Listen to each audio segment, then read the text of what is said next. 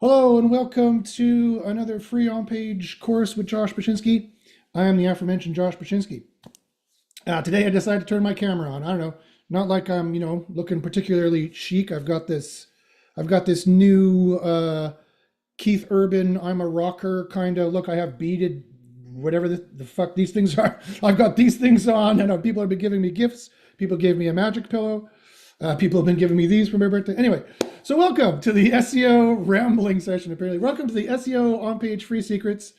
Today I'll be going through the complete on-page process from zero to hero and what you'll need in 2025 to rank. As advertised, I've got free gifts and freebies for those who wait to the end. Those go to my people in the Zoom first. If you want to sign up for the Zooms, go here to, let me show you. Let me see if I'm broadcasting live first off. I am, yay. That's good. Make sure to like and subscribe. Go to SEOcopilot.com and go to resources and sign up here for the free on-page SEO Copilot training. And you see we have courses every Friday, so go and sign up there. If you want to be one of the esteemed guests, if you want to be some of the VIPs, the very important peoples who get to join the Zoom and ask me private questions. And if you reply yes to confirm that you're coming, I also put you in a raffle to see if you can get a one-on-one SEO session Zoom call from me. I have 30 years experience. I know many of you probably don't even know who the hell I am. I have 30 years experience. I've been doing SEO forever. Google my name, Josh Baczynski, and you'll see my resume. You can get a one-on-one session with me, and I'd be happy to do that for you. In fact, let's determine now. Two of you emailed me, replied yes. So I will determine now by using the nerdiest of all dice, a D4, a randomizer from 1 to 4. Hello, Charles. Come on in. And it was between Neil and Fancy. And so Neil, you're 1 to 2. Fancy, you're 3 to 4. And the dice says 1. It's Neil. Neil gets the 101. You see that number 1 there? Does it zoom in? There you go. You'll get the, Neil, email me. You won, brother. Email me and I'll give you a free one-on-one Zoom session for everything that's been going on your SEO for half an hour or so. And that will greatly help you out. Again, I've been doing this a really long time. I'm going to be dropping a huge amount of knowledge bombs in this thing that we're about to do. But the one-on-one session cannot be beat. I'll be saying things that will blow your mind and you'll be like, what? I didn't even know that was a ranking factor. Ah, crazy. I can completely change your game because I've been doing this for so very, very long. See the gray hairs here? I've been doing this a very, very long time, a very, very long time. Okay, so let's get to it, guys. Let's get right to it. So today I'm going to go through zero to hero on your full on-page process. I'm going to cover everything you need to cover on on-page SEO. On-page SEO is extremely important. It's like 60% of the rankings these days. Links are not even in the top 3 of ranking factors anymore. So Google has admitted. And so we have tested through science. I am the president. I am the president of the Hair of the Month Club. See, that's an old 90s joke. Sorry. I am the president and chief tester of SEO University, which is the think tank group that came up with all of the advanced knowledge we'll be dropping to you today. It is scientifically vetted. When I say it's a ranking factor, that's because this thing on my chest says it's a ranking factor. And science doesn't care what you believe. For some reason, I always hear that in my head as Jean-Luc Picard for some reason. No father.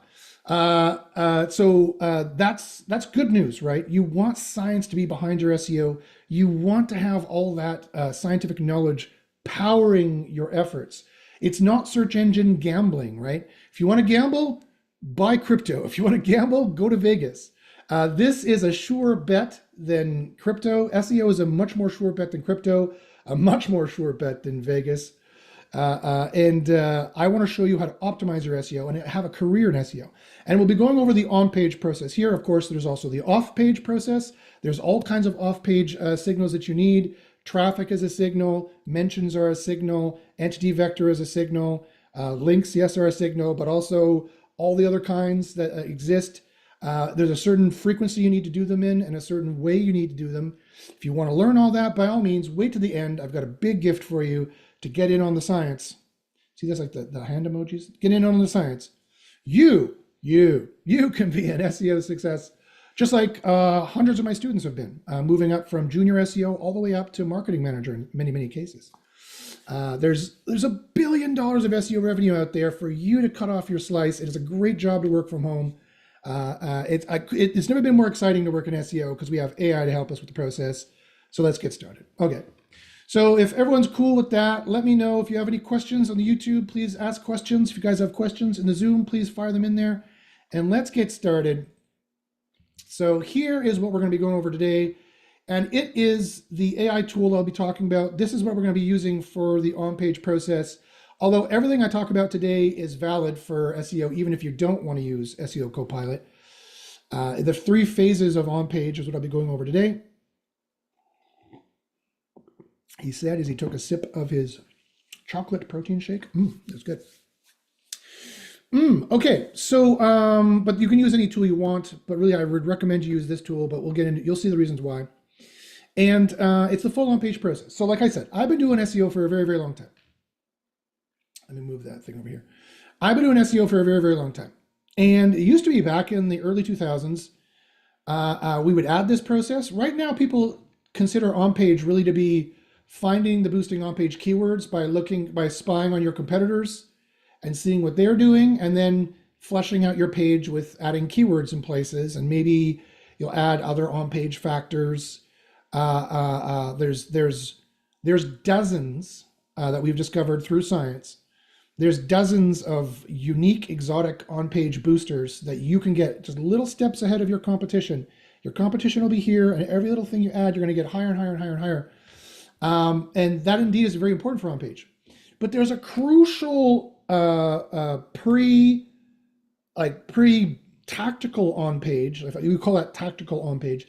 There's a very crucial pre-tactical on-page, which is setting the strategy of on-page, which you need to do first. And we used to do it in the 2000s. It was SEO 101. Everybody knew. I don't know kind of where this dropped off in SEO, but we would always do things like, they call it finding the low-hanging fruit. Now that is a specific, that's kind of what I'm talking about. It's finding the ranking opportunities. It's finding the searches that you should be trying to rank for to begin with.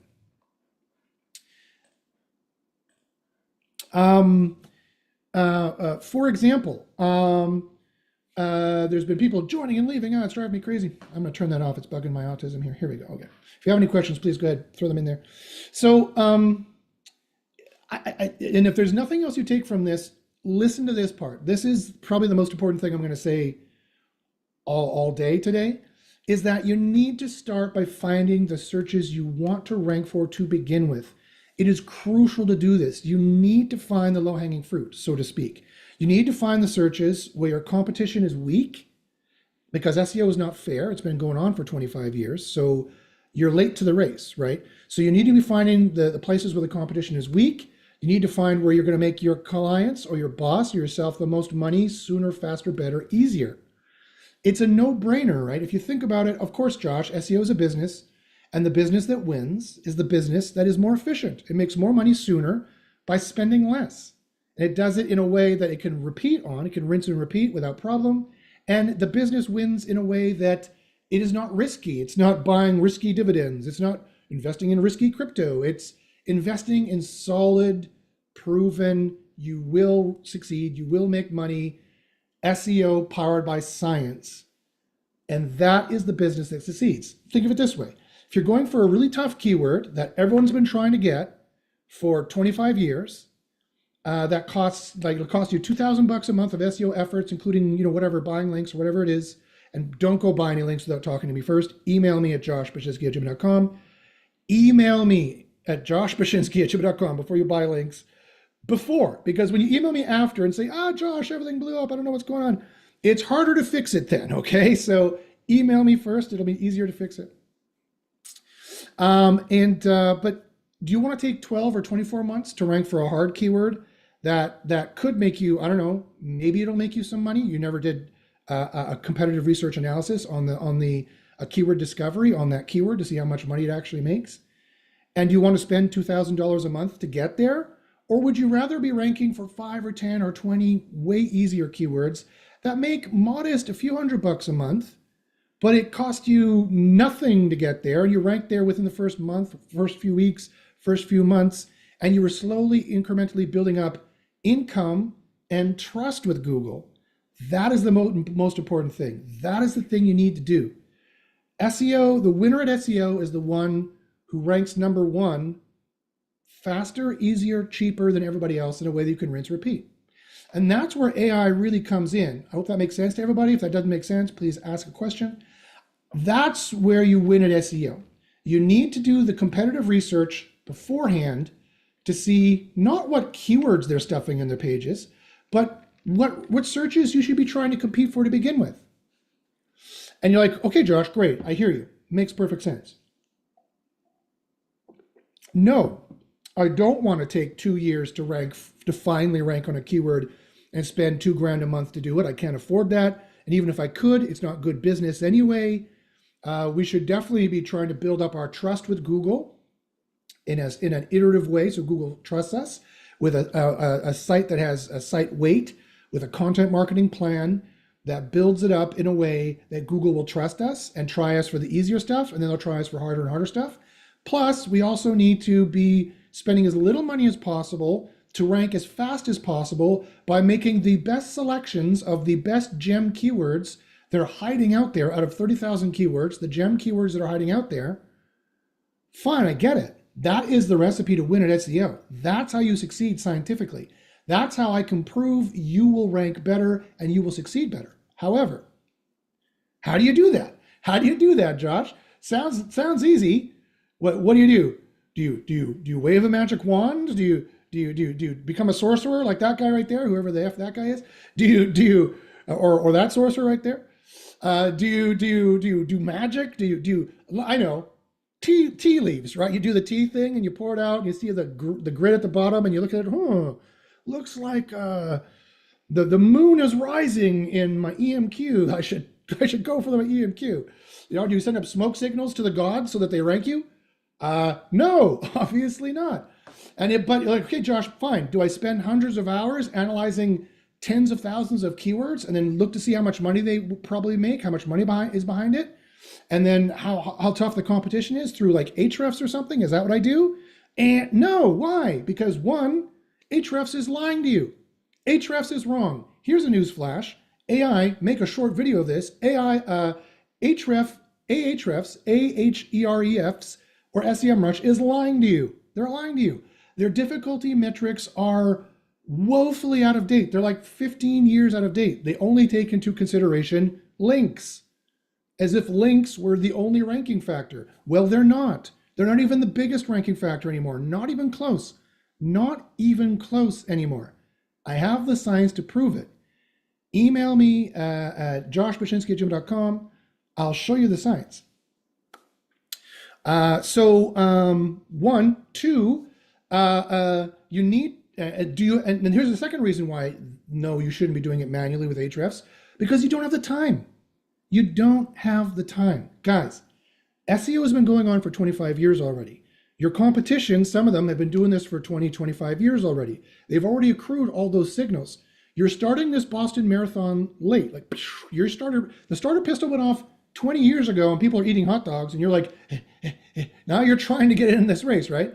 You need to catch up on the time, okay? And even if it's equal, even if Google has done done you the favor, and this has happened in tons of niches, even if Google has done you the favor of knocking out all of your competition because they were doing spammy things or following SEO advice from 15, 10, 5 years ago, that's no longer relevant. They don't think they don't think there's a quality ranking factor. There is, I can prove it. They don't think there's a spam ranking factors. There is, I can prove it. Let me prove it here. Let me show you. For example, here is SEO University. Here's our wins. Shameless bragging for a couple seconds. Here's the wins we're getting. We're getting wins all over the place. This is all using SEO University and SEO Copilot as well. Wins like this. Here is, how do we know? How are we getting these wins? Because we know Google leaks. We've scientifically tested and reverse engineered a bunch of them, but we also know Google leaks. Like this one. Like the site quality score. This is a direct leak from Google. Here's the site quality score. It used to be called Panda. Here it is in black and white. It directly relates to another score that Google has called the click age probability score, which we're going to be talking about a lot today. Another way that I know is this API leak. Is everyone familiar with this? Have you guys seen this one? This is the Google's public repo on GitHub, their public repository. Their private repository for ranking factors was accidentally leaked. Did you know this? It was accidentally leaked online for 2 days. The private repo was made public, and we got it. We have it. It is a 43 megabyte file of 7,414 pages of ranking factors. And look how many times the word spam is used. Spam brain data, spam brain score, spam cookbook, spam Muppet joins. That's when they're joining Panda and Penguin and those kinds of things together. Spam IM scores. They have spam rank, spam score, page rank, blah, blah, blah, blah, blah, spam score 2. They have multiple spam scores, multiple spam scores, multiple. So people are like, oh, spam's not a ranking factor, blah, blah, blah, blah, blah. Wrong, demonstrably wrong. I could show you in the documentary evidence that I just did. I can show you with the science and prove it, that we know what the spam is and how not to make it. And SEO Copilot luckily makes that very easy for you, which I'm going to show that to you in a second. So,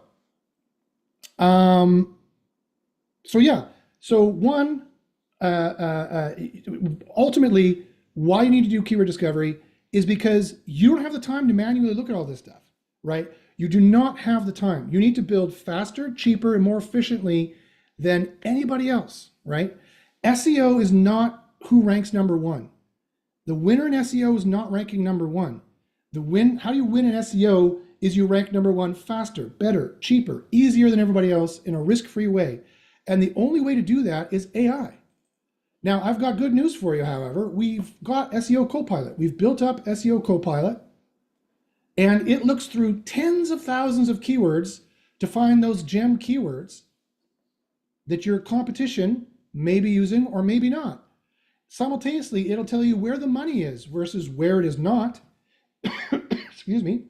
It'll tell you where the money is not, and it'll tell you on average how difficult that keyword is using a much more powerful, robust AI agent, which is modeled after my 30 years of experience, which can determine how difficult these niches are and can determine whether you should be involved in these niches or not.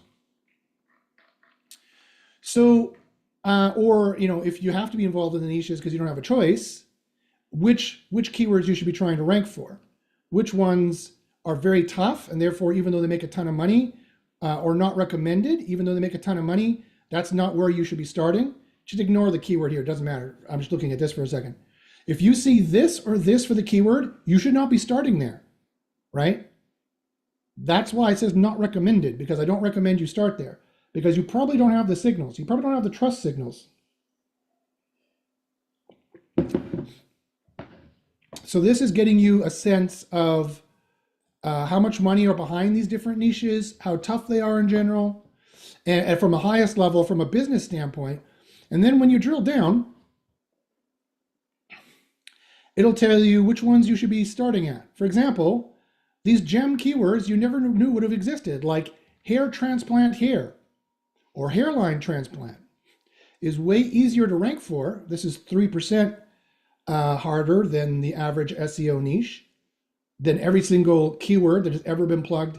Of the millions of keywords that have been plugged into SEO Copilot, this is 3% harder than them on average, or this one was, whatever it was. This one's 2% easier. This one's even easier. It's 22% easier. Why? Because this is a weird query. You might be like, okay, why are people typing this? I don't know. I have no idea. People do weird shit.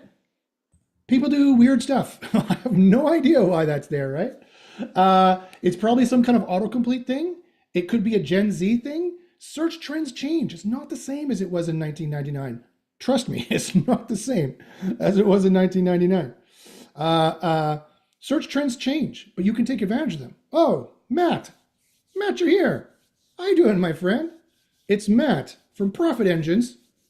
If you want your social media exploded, he's the guy to talk to. Could we use something Oh, besides can't hear you though, Matt. exploded? Check the audio on the bottom left-hand side. Am I here? Not quite yet. I can hear you. I like his backdrop though. Very well done.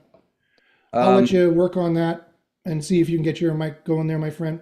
I can hear myself I'll fine. just pin it on myself for now, being the egotistical man that I am. So yes, the good news is that we have an AI. Oh, you can hear him. I know what's wrong. I know what's wrong. It's because no one ever talks to me on these things, so I didn't have the earbuds in. That's what's wrong. I'm sorry, Matt. Matt, how you doing? Good, buddy. How are you? Hmm. I'm doing excellent. I'm doing excellent. I'm using the power of science to show people how to rank better, and I'm probably giving everybody the number one thing they need to remember, and it's this: is that not all SEO niches are created equal, and you absolutely cannot skip the first step of on-page SEO, which I know you've been doing SEO forever as well, and you probably remember back in the days in the early 2000s when the first step you'd always start with would be keyword research to find the low-hanging fruit, to find where your competition is weak, and you can get quick wins for so many reasons: to show off with your client, to make money sooner, faster, better, to build trust with Google, for all these reasons, right? It's not about the person who ranks number one who wins at SEO. It's the person who ranks number one faster, cheaper, easier, better, in a way they can rinse, repeat, and in a way that's risk-free, that's not going to just get you nailed in 6 months. Sure, anyone could go on to Black Hat forum and be like, oh, what's the latest links you guys are doing? And buy them, and then probably get hit in 6 months, and then lose everything and be like, wah, wah, because everyone on there is like, yeah, spam is not a real thing, blah, blah, blah, blah, blah, blah, blah.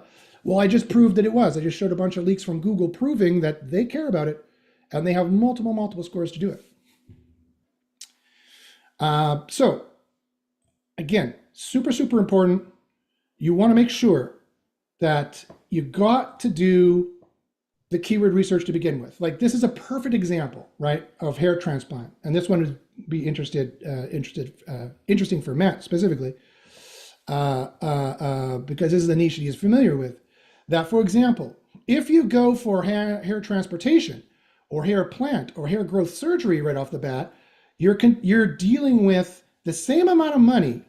It's the same raw revenue potential, but because of the vagaries of the way people search, this one is wide open because SEOs haven't noticed it, right? It's 22% easier because look at this, 0%. No one is optimizing for this, right? Their pages aren't optimized for this. Their sites are not optimized for this.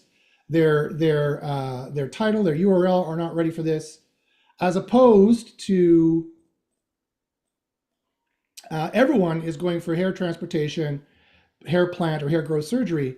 And it's not that you wouldn't eventually rank for these. They're actually not that hard. They're only 15% on average harder than every other SEO niche that's been plugged into SEO Copilot, which is well over 1.5 million at this point. It is well beyond the threshold for the scientific threshold for mathematical correlative validity, right? Statistical validity. We're well past that threshold. So when I tell you it's a tough niche, you could take that to the bank, right? When I say this is 16% harder than the rest of SEO, generally speaking, you could take that to the bank. And you can make a very good project-based decisions based on this. And I would recommend starting with the easier ones first, right? Start with the easiest keywords first and find the gem keywords that are sitting here, the gems in the rough that everybody else has overlooked for whatever reason, that have money behind them, but they're way easier to rank for. Like, look at this one. Affordable hair transplant near me. So you have to replace the near me with your local area. But affordable hair transplant near me is up 5,000%. 5,000%. Right? It has, people are bidding $6. It's got 3,600 searches. So my keyword revenue ballpark on this, which is a rough approximate, is a good $2,000 a month. Now it's on a promise. Unlike the difficulty is a promise, right? I promise it'll be around this difficulty. It's going to be only wrong by like plus or minus 5%. This could be wrong by a factor of 10. easily. But you tell me, Matt, if someone is ranking on page one or close to spot 1 to 5 for this, they're going to be pulling in more than 2 grand a month. They're probably going to be pulling in 21 grand a month. It's probably times 10, probably, I would imagine. Yeah, I mean, I think what you've noticed is the fact that in general, especially with an expensive treatment like this, Mm-hmm. just one conversion pays for it, right? Yeah. So one of the challenges, customers are very stupid, really stupid, like beyond stupid. So we've always said to big bird these discussions. And, just getting to the point of saying we expect to have this much more revenue is pretty much the best way to describe something to somebody. Because then they go, oh, okay. Yeah. Now Yeah. go back painting your nails and move on. Right. Yeah. Yeah, exactly. I mean, you're right. It comes all down to the final return on investment. Ultimately, that's how you win, not only at SEO, but at business, is that you need to be making more profit than everybody else. It is, people lump SEO into marketing. And yes, SEO is a type of marketing for sure. But I look at SEO from another perspective. I look at it from a business process play perspective, where if you can get your costs down to less than everybody else, and you can rank faster than everybody else, and you can make more money sooner than everybody else in a more risk-free way, eventually the science says, the math says, you're going to win, right? You're going to win. And so by using SEO Copilot and using the keyword discovery tool, you can look through 3,500 keyword ideas like that, right? And you can see, okay, look at the final ROI. Look at the bar here. This has got the best return on investment.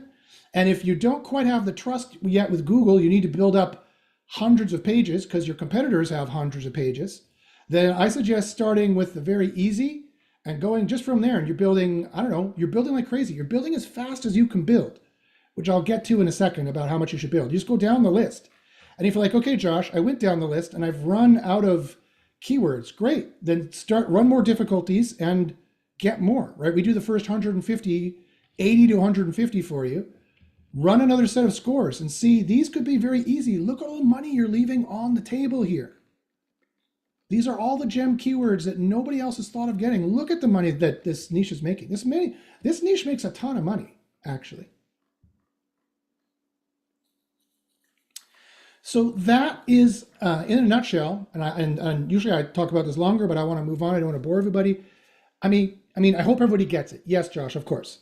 You need to make as much money as possible as soon as you can before everybody else, cheaper than everybody else. And that's the way to do it, right?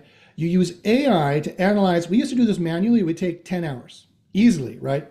Now I can bill 10 hours to somebody, but it only, between you and me, took me 20 minutes. I could bill for 10 hours, right? But it took me 20 minutes to use the AI tool to look through tens of thousands of keywords ultimately, if you start just plugging in different ideas at the top and just start drilling down and seeing, okay, where's the difficulty? You can get a keyword report very quickly. And if you're in-house SEO, local SEO, consultant SEO, affiliate SEO, rank and rent, have people forgotten about rank and rent?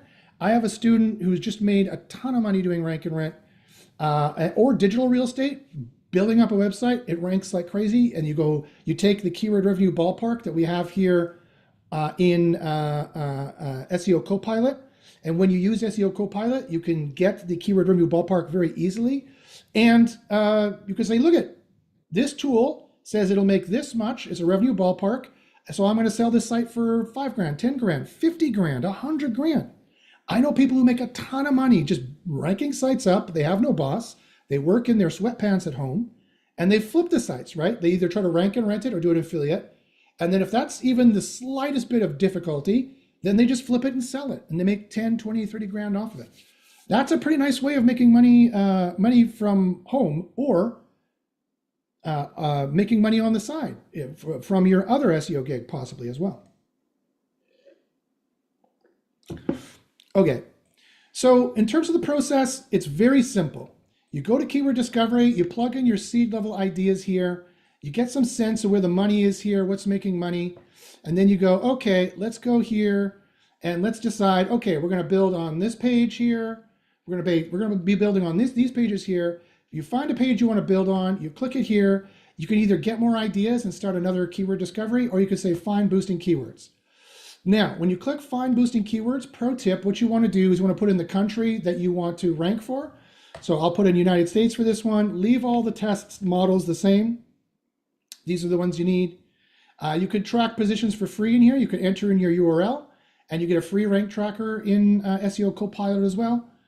You could put it in a project as well. We have project management, some very, very simple project management capabilities, just basically folders you can put them into. And you say go. So what that will do is it'll automatically start a keyword spy report, and it'll start spying on your competitors and spying on the various Google artificial intelligences that Google uses, AIs like RankBrain, BERT, neural matching, vector embeddings, the helpful content AI, the helpful content system, which is now moved into the core system, but it still exists. They just don't have it separated out. The review AI, the spam, everything is checking for spam, everything is checking for quality, and it'll rebuild a model for you. And I'll get to that in a second, but that's very, very simple. And people ask, hey, Josh, that's great. How many of these pages should I be building a day?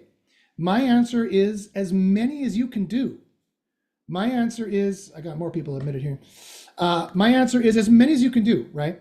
Matt, you tell me, and anyone in the chat, by all means, you tell me, have you heard people say that there is a content velocity penalty, that if you build too many pages too fast, Google's going to nab you? Have you heard this before? Well, it's been rumored that that might have an impact. I don't know what the level of trust I would have in that theory, depending on historical components. It could be or it could not be. But yes, if it spikes out of control, something may trigger some sort of analog penalty or something. I don't know. Good question. And that's a good answer. You're totally right. That is the general received wisdom that's out there right now. So I've got a secret pro tip for you that you wouldn't hear unless you join SEO University or go to one of these highfalutin conferences. It's completely wrong. Matt's right that there is a thing that'll trip, but it's a booster. It's not a demotion. Let me tell you, the reason why people think that there's a content velocity penalty is because they didn't do the science right. They went on to ChatGPT. They generated 1,000 low quality thin pages that were crap because they got it written in ChatGPT. They put it in a sitemap and fetched the sitemap, and Google started indexing them at like 5 a week, 10 a week. And within a couple months, so the full 1,000 wasn't even indexed, by the way. And after a couple of months, they had a few 100 pages indexed, and the site tanks. Why? Because they added spammy, thin, crappy pages, right? That's the reason why people think, and then they made the incorrect scientific judgment from that, or non-scientific judgment from that. It's called post hoc ergo propter hoc. That's the Latin. After this, therefore, because of this, or cause correlation fallacy.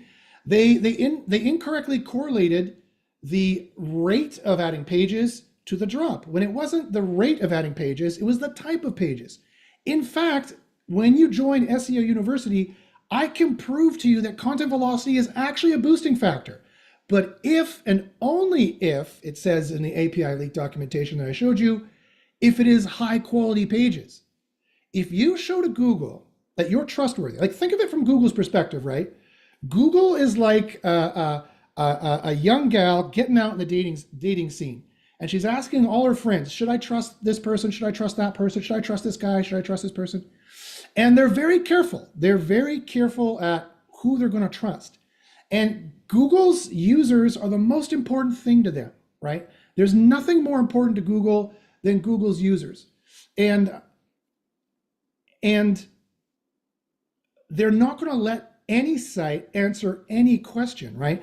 Why in the world? Think about it and try to be like do your deep breathing, do your yoga breathing, like find your third eye, find your lower tian tian, as they say in the Chinese, is, find your inner peace and think to yourself in a place of all humility, why are they going to rank my 5-page site to answer a question that has 3,000 searches a month and can make 10 grand?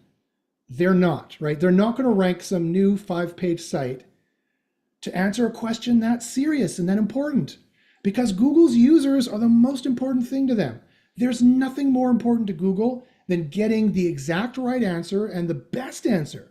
The absolutely most helpful, most expert, most authoritative, showing the most experience, speaking with the most authority, and therefore trustworthy answer or quality answer. That's what all that means, is quality. When they say high quality content, they mean we think you should have 30 years experience and you should be speaking from that perspective. And that's the people we're going to rank for this. And it's going to be on a giant site or a brand that's got thousands of answers or hundreds of answers, depending on the niche specifically, depending on the size of your competitors, which is what I'm getting to ultimately. We're not going to rank you until you start appreciating that value, right? That trust score, so to speak. And I haven't found a trust score, but I have found a quality score, and I showed it to you. I can show it to you again, those of you who just joined recently. So here's the quality score. Here it is, site quality. This is a leak. It was from Search Norwich that my group got their hands on. It is an actual leak from Google. These are actual factors confirmed from Google that they use, right? Site quality is a site score. It's like the old PageRank score, right? That was from 0.01 to 0.99. So this is the same kind of score. It's from 0.01 to 0.99. So these guys have an 8 out of 10 site quality, whoever this is, or an 80% site quality. That's a really good site quality.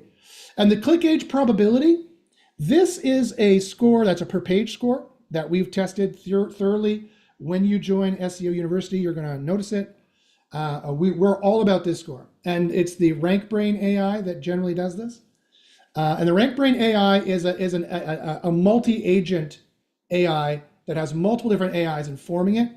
And it makes a prediction, a probability of whether the age of the clicks, that is to say the length of the clicks, the short clicks or long clicks. You're going to get long, that's two other terminology that Google uses. Short click means they bounced right back, or what we call bounces. Or long click means they followed the conversion path. They took the long path. They followed the conversion path, maybe jumped on different pages, and that's long click. It's the prediction that the quality of your page should be tried in Google. That's the RankBrain fluctuations you see. And I could show you what it looks like in Search Console. For example, here's a site that's using SEO Copilot, by the way. Here's another one that's using SEO Copilot and SEO University Knowledge.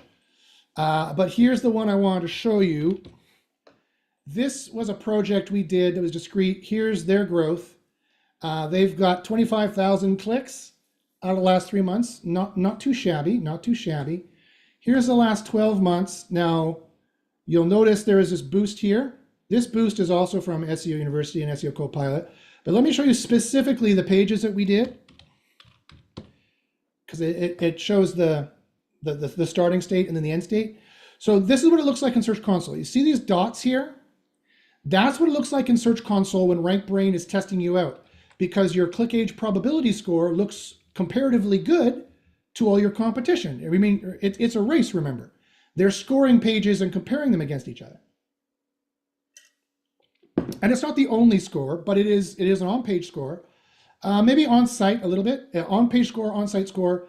It's mostly about your page, however, and how it's constructed, the quality of it, the EAT, or what we call the HEAT, the helpfulness, the experience you're demonstrating, the expertise you're using, the authoritative position you're speaking from, and therefore you get the T in that, the trust, right? Trust is directly this score. This is how much they trust you got a good answer to get a long click here, which is success. That's bing, that's thumbs up to Google, right? And this is what it looks like when they're not sure, but look at this. Notice this, I'm gonna turn these off here, turn this back on. Notice see the green bar here? Notice the average CTR we got? We got like 25% CTR, 20% CTR, 7% CTR. And then it started going down to a normal level. This is what it looks like when they're trying you out. When you're building the pages properly and you have the highest click age probability, or you're competitive with them, you have a good click age probability, and the rest of the site is big enough and trustworthy enough that your site quality score is also good, right? It only takes a few pages and a little bit of traffic to get a site quality score. This used to be called Panda, by the way, for those old fogies like me who remember what the hell that was. I had a question here. Oh, it was just the note taker. Damn you, AI. But this is a good AI. AI is going to help you with this, right? Look, they're getting little bits here, getting little bits, and then finally they get tried. And because of this, this is the spark that explodes the rankings. This is the spark that explodes the rankings growth that got him 250,000 impressions out of nothing, because this didn't exist previously. These pages didn't exist previously. This got him 250,000 impressions out of nothing by doing a content marketing campaign, and got him, I love that number, because I'm something of a fan of the Pythagoreans, of Pythagoras in ancient Greece, if you guys know his sacred numerology. 4 is the number of justice. It's a square. It's the number of justice. Anyway, we got 4.44 thousand clicks. And these are not clicks high up in the sales funnel. Look at these queries. He sells Jaguar parts. These are clicks for Jaguar parts. This is not some long tail, what is the best Jaguar part and why we like the commercial and blah, blah, blah, blah, 10 word easy thing to do that makes them no money. These are all queries that make him money, right? And we did that because I selected them here in keyword discovery first. I saw they made the most money, and that's how we built it up. We built from the ones that make him the most money, sooner, faster, better. And that's how you make a successful campaign. And it'll start looking like this first until you get the critical mass of 2 things. 1, the right content on your page, as SEO Copilot will help you do. I'll show you in a second. And 2, the right site weight. You had enough pages that you were comparable. You don't need to match the competitors. You need to match the competitor's site quality on entity X.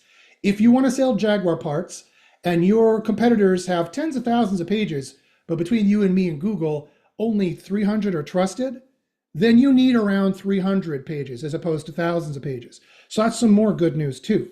But they got to be high quality pages and they got to be trusted. You got to build them up in the right way. You got to be easy, answer the easy questions, right? Put your hand up for the easy questions so the teacher starts to trust you. So Matt asks a great question.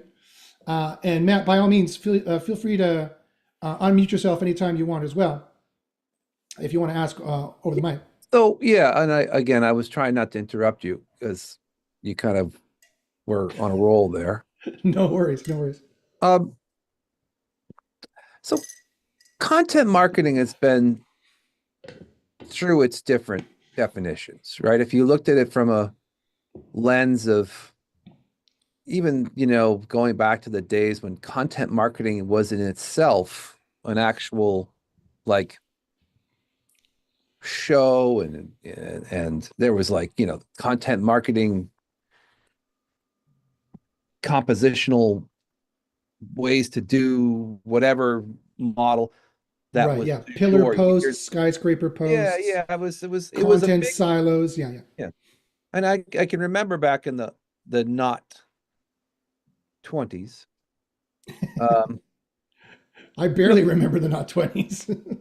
Yeah, but there was a level of sort of pyramid structure, and as you said, like pillar structure, and I always thought that was interesting, but I don't know if that's the category that works today because we're in a different realm. And again, I'm probably paraphrasing things that you'll discuss or will have discussed in the past, but I'm fascinated by the fact that when you start from scratch, which I think a lot of people do, and we're, as you know, we're starting another brand from scratch. And it's interesting to see, like, going back and seeing the previous brands that I'd already done work for and seeing how it kind of like, it kind of shaped itself. But because there's such a different way of people dialoguing today, right? So as you and I discussed, we're sort of pushing the narrative of doing 1,000 posts a month, in social media because it sort of impacts your brand and Definitely gives some trust onto like what your topics are. It definitely helps your SEO as well. Right. And I think, trying to buzzsaw your way through a topic, whether you're doing pillars or you're doing some sort of, let's say, schematic of like, here's topical relevance for certain topic du jour. I'm wondering if it is a lengthwise period of adjustment. So let's say this month, all we talk about is topic A, and we just blast topic A. And then we move to topic B, right? Then we do topic B. Are we building lengthwise, or are we diminishing topic A when we move to topic B? I don't know if that's clear enough for me to explain it, but I'm always wondering because, for example, today I did a long 1 hour rant post, YouTube video, whatever, Yeah. on just personal led companies, meaning personal branded led companies where the person like me or you or whoever leads the company as a person, and the company is being towed by a personal brand. And I was saying, look, I could talk about this all month, but I got to move on to other topics. Does that diminish if I move on to the next month and I go into, like, let's say next month's topics are going to be, I don't know, automation sequences and AI, whatever, pick a topic. Or is it The answer consistent? is I don't know so much for social, because those algorithms on the different social sites might be a little different. But I know for Google, the answer would be yes, a little bit. Not so much in the pages you create, they're going to be evergreen. And if you create them, and there is a structure you should be making to create it. And it's revolutionary, it's going to blow everybody's mind.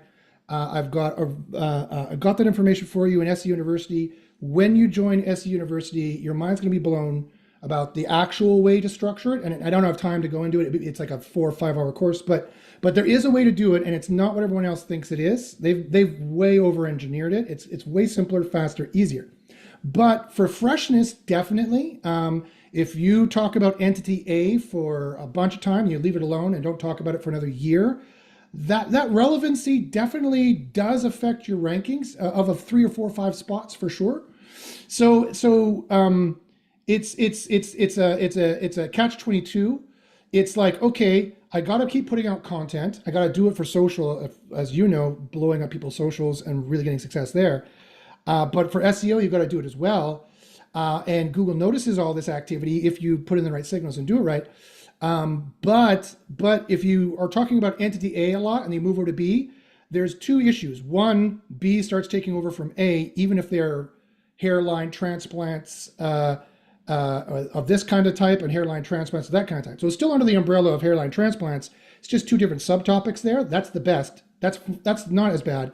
Even worse than if you're doing hairline transplants on this site and this brand's social, and next month you start talking about, I don't know, kitchen renovations. Like, those topics have nothing to do with each other, and then they really start to cut off and fight against each other, and you're going to get less signals for both, for sure. And that applies to the content on the site, but also the social media buzz that you're creating. Because quite frankly, and I've said this to you before, Matt, Google search is not a search engine. Google is an entity engine, a trust engine that has a knowledge graph of entities. It knows that Josh Bashinsky, like if you Google my name here, and I've shown Matt this, but if you Google my name, you see how it has a little face for me here? You see how it automatically associates me with search engine optimization? And if you search my name, you see I'm automatically associated with search optimization. I've got all my social stuff here, all the crazy social stuff's going, a lot of the stuff that you, Matt, and your team are building up and exploding for me. A lot of other podcasts I've been on and whatnot built up here as well. And so obviously my entity, Josh Bashinsky, is associated very closely with search engine optimization. I dare any of you to search any other SEO out there and see if they have this tag, this moniker. They don't. However, if you go to Google Trends, this is another pro tip. There's another way to check the entities to check the entity associations of an entity really quickly, and search my name here. You see there's 1, 2, 3 separate Josh Bashinsky topics. And that's because not only do I talk about SEO, I also talk about artificial intelligence, and my passion that I do as a hobby on the side is philosophy and ethics, right? And so this entity has 3 different associations, and quite frankly, that's not helping me rank for any of them, right? They're all competing with each other. When they see Josh Bashinsky associated with a page, with a topic, as an author byline or whatever, or talked about on a page, they're like, okay, this guy is 90% about this, 10% about this, like whatever, 90 about this, 9 about this, and 1% about this.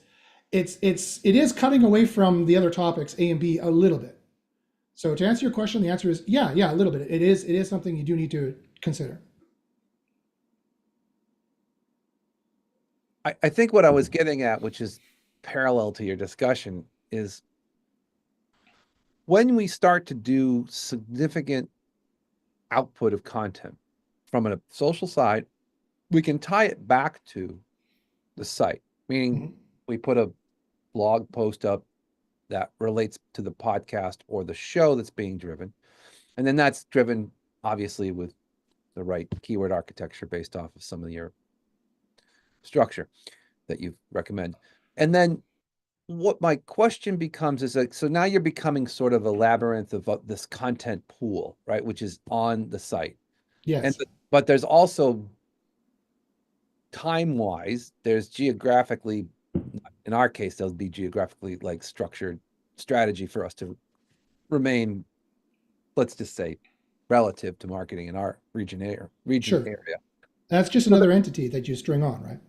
right. So I guess my question is like, again, I'm not trying to, maybe it's more of a point than a question, which is, uh, I think effectively wise, how do you keep it all moving forward efficiently when you're starting to do multiple topics around the same coordinated like pillar structure? That's why I was like, what's the now today, pillar structure? Is there pillar structure? Does it matter anymore?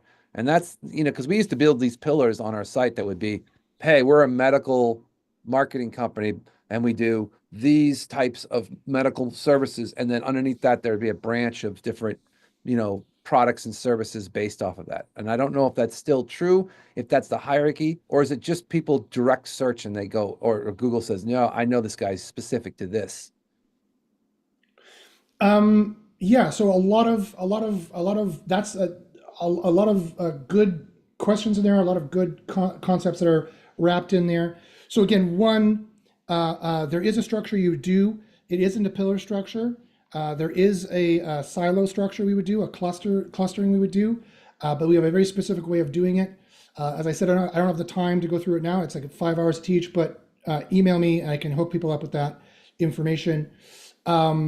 But it doesn't matter. The structure, you do the structure right, and there has to be a certain navigation that's done with it as well. But to really answer your question, how do you pound for pound produce that much content? How do you pound for pound stay up to date with the changes you need to be doing in terms of the keyword discovery you want to be doing it to begin with at the beginning of the project, the competitive research you need to be doing to see what's current in terms of the AI entities you need to be associating, because that's all Google is an entity association engine, and you need to be representing that and then slightly tweaking it to add your entity to the mix because your entity doesn't exist, right? Right now, competitor A is associated with hair transplant in location B. You need to now start nudging in as competitor B. This new entity is going to start stealing and usurping the entity relationships, right? So that Google's like, hey, there's a newcomer here, blah, blah, blah, blah, blah. And they actually have certain algos to boost you because you're a newcomer. They Rankbreed's like, oh, someone new, great. Maybe a new answer, something great. They try you out. Freshness as well works there. Social explosion works there as well, helps as well. So that's going to be definitely feathers in your cap as well for your crazy social structure you guys do, the social posting.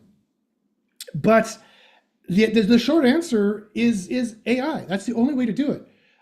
You have to use AI to analyze all these things because again, the race started 20 years ago, right?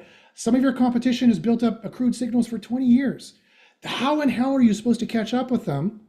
And how in hell are you supposed to dot all the I's and cross all the T's that Google's making us dot and cross now to try and guarantee that you are a 30-year veteran in this niche when you're not? You're some SEO who just decided to try to rank for it. How do you get all those I's dotted and T's crossed? You have to be using artificial intelligence. There's no other way to do it. People think I made SEO Copilot just because I wanted to get rich. See, wrong. And I haven't gotten rich. Two, we made it because we had to. Because SEO University said, we know the science of how this ranks. It's taking us 20 hours per page. There's no way to do this. There's no way to stay competitive doing this. So we built SEO Copilot out of necessity. But the good news is that we have the tool. And the good news is that you can completely revolutionize your page. Oh, logged me out for some reason. Logged me out for some reason. Super secret passwords. Uno momento. Gotta log me in here. Yeah, that's weird. Of course, only when you're doing a demo is when suddenly it's like, oh, you know what? Now I'm gonna mess everything up.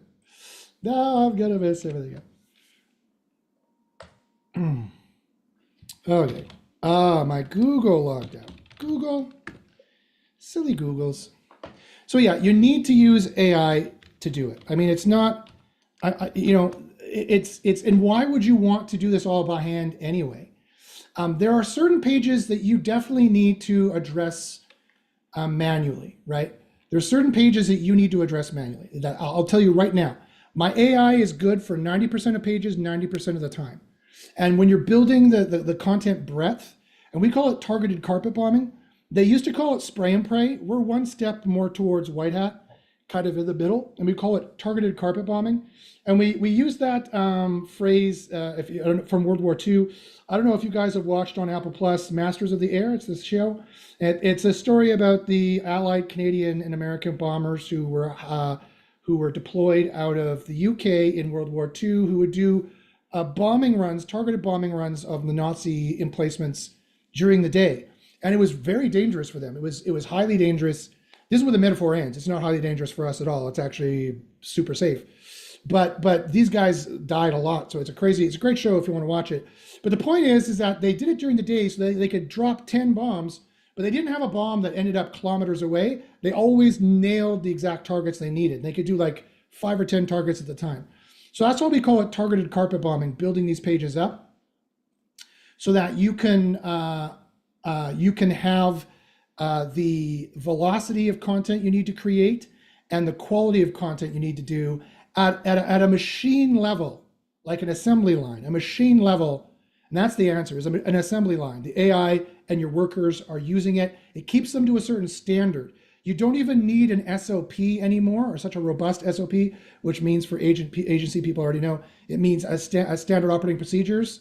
It's like do this for your employees. I still suggest you have them, of course, but it doesn't have to be so detailed in the on-page process. Now it's like go use SEO Copilot for this, get this. Use SEO Copilot for this, build it this way with SEO Copilot, and it keeps them.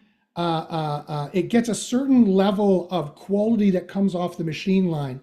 It's like building shirts. You wouldn't say our shirts are low quality compared today from 1,000 years ago. And we have a machine line making them faster than ever before. So many we can't even wear all of them. They're filling up landfills, but that's another problem. That is a good thing, right? That is innovation. That's what you need. That's what you need for SEO. Does that make sense? Yeah, I appreciate it. And I feel like we're hogging the whole conversation, but I have one last thing. Sure, go ahead. Yeah. And I'd like to ask this to the group if anybody's interested. Sure. Yeah.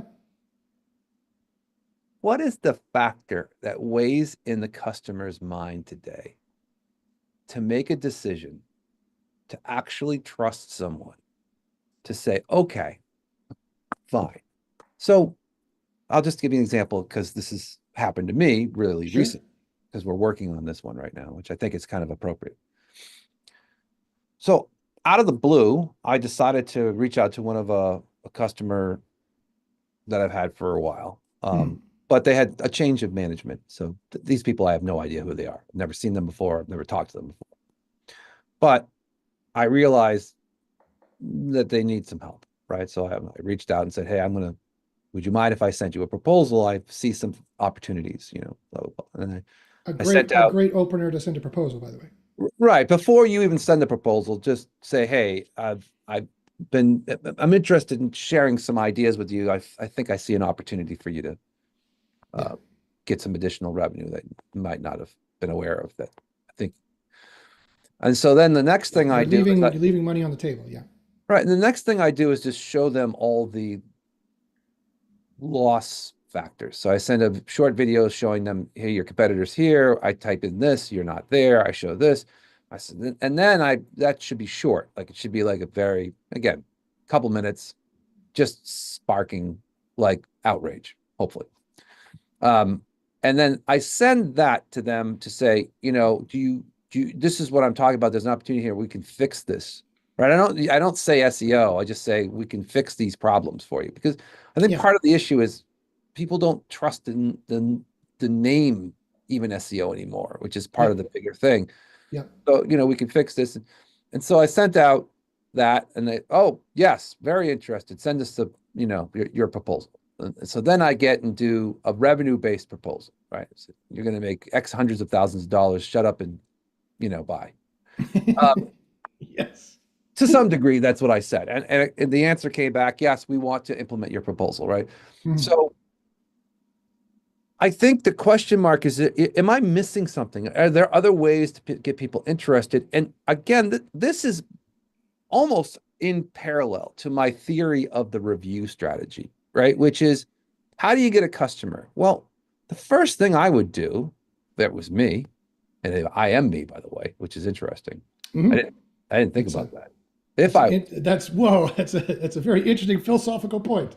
Yes. Whoa, I'm me. Yeah. Yes.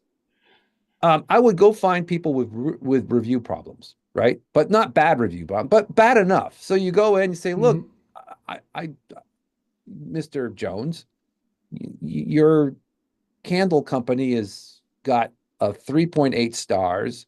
There's all these people saying horrible things. Would you like us to fix this for you? And by the way, here's your competitor that's 5.8 stars or whatever. Maybe that's a little too high. 4.8 stars. And 5.8 out of 5. How'd they do that? What the? Exactly. Must be a rusty brick strategy. So there's an old school SEO joke for you. Yes.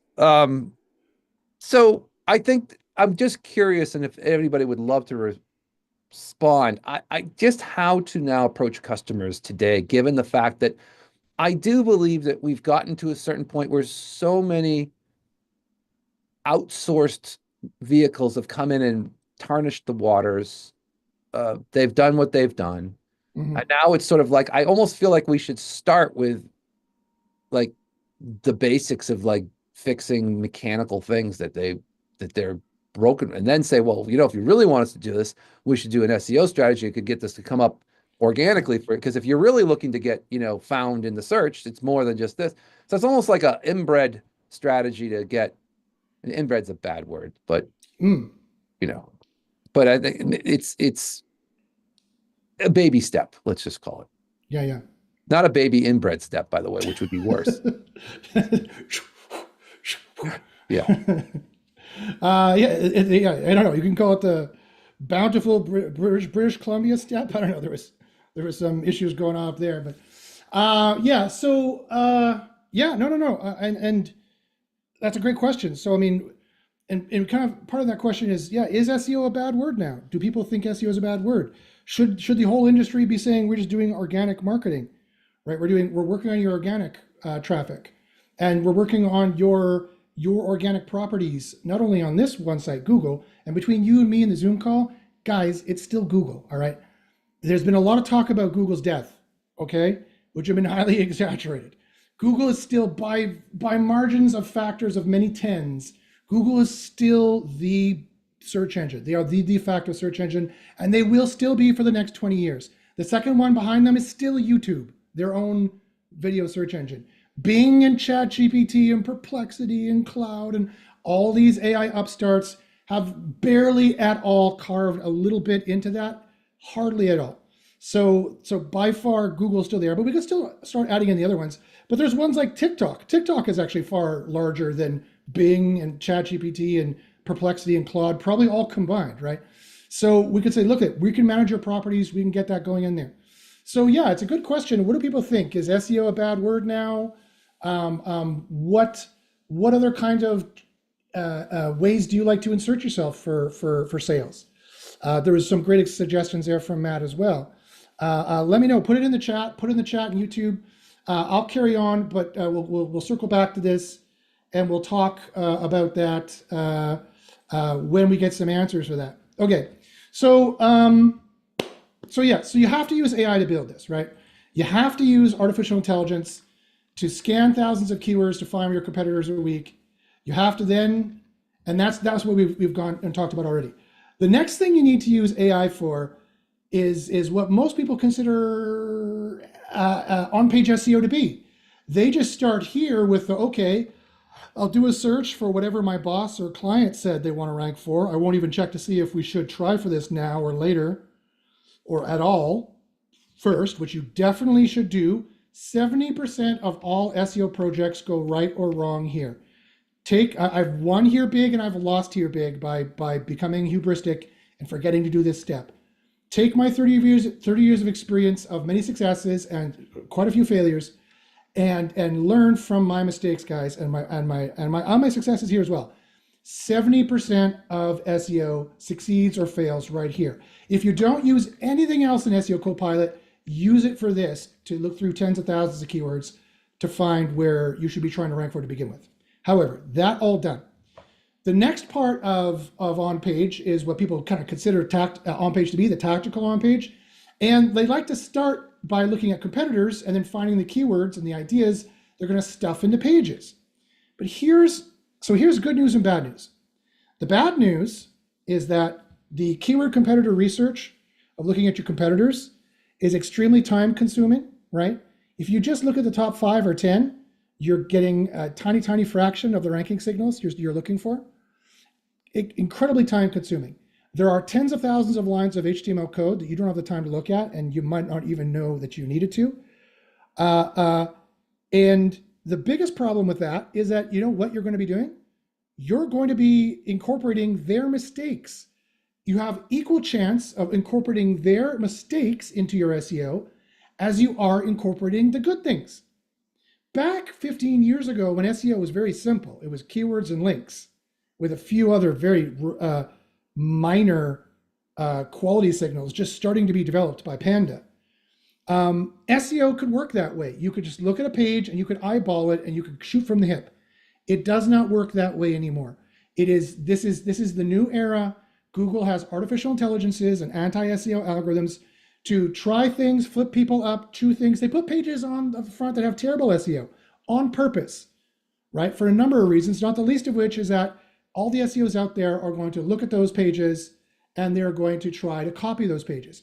So, and here's the fourth reason why you should not be doing keyword competitor research. You should never look at your competitors. You shouldn't care at all. 90% this is true. You shouldn't care at all. And I'm gonna clarify when you would care. But the vast majority of the time, you do not care at all what your competitors have said or done. Why? Because let's say you were perfect. Let's say you were perfect at looking at a page because you're some kind of genie, right? You're a magical genie. And you could look at a page and you could know with some kind of certainty, which you can't. You cannot do this. Do not be so hubristic to think you can. But let's just say for the sake of argument, you could. You could look at a page and go, oh yeah, here's the keywords, blah, blah, blah, blah, blah. So easy. I put them in my page.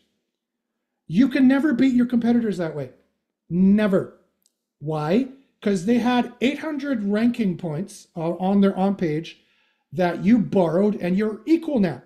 How are you going to get ahead of them? Your on-page is equal to them. How are you going to get ahead? Well, I'll buy more links. Well, that's where you start incurring risk. That's where the money starts going up, right?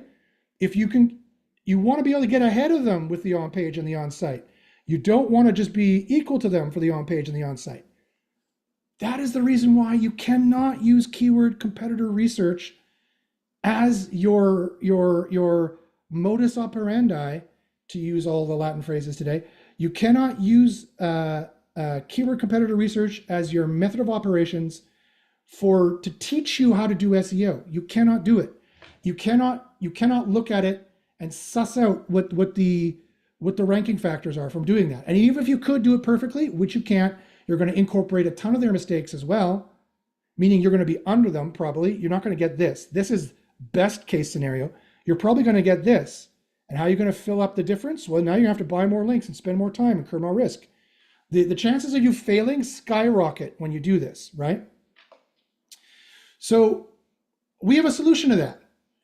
In SEO University, we have reverse engineered the different various artificial intelligences that Google uses. We don't care really at all directly what your competitors are doing. One, the AI doesn't look at 10 competitors in these reports at this stage here. It looks at the 1,000, the shard collection. It looks at hundreds of thousands of lines of code and 1,000 competitors.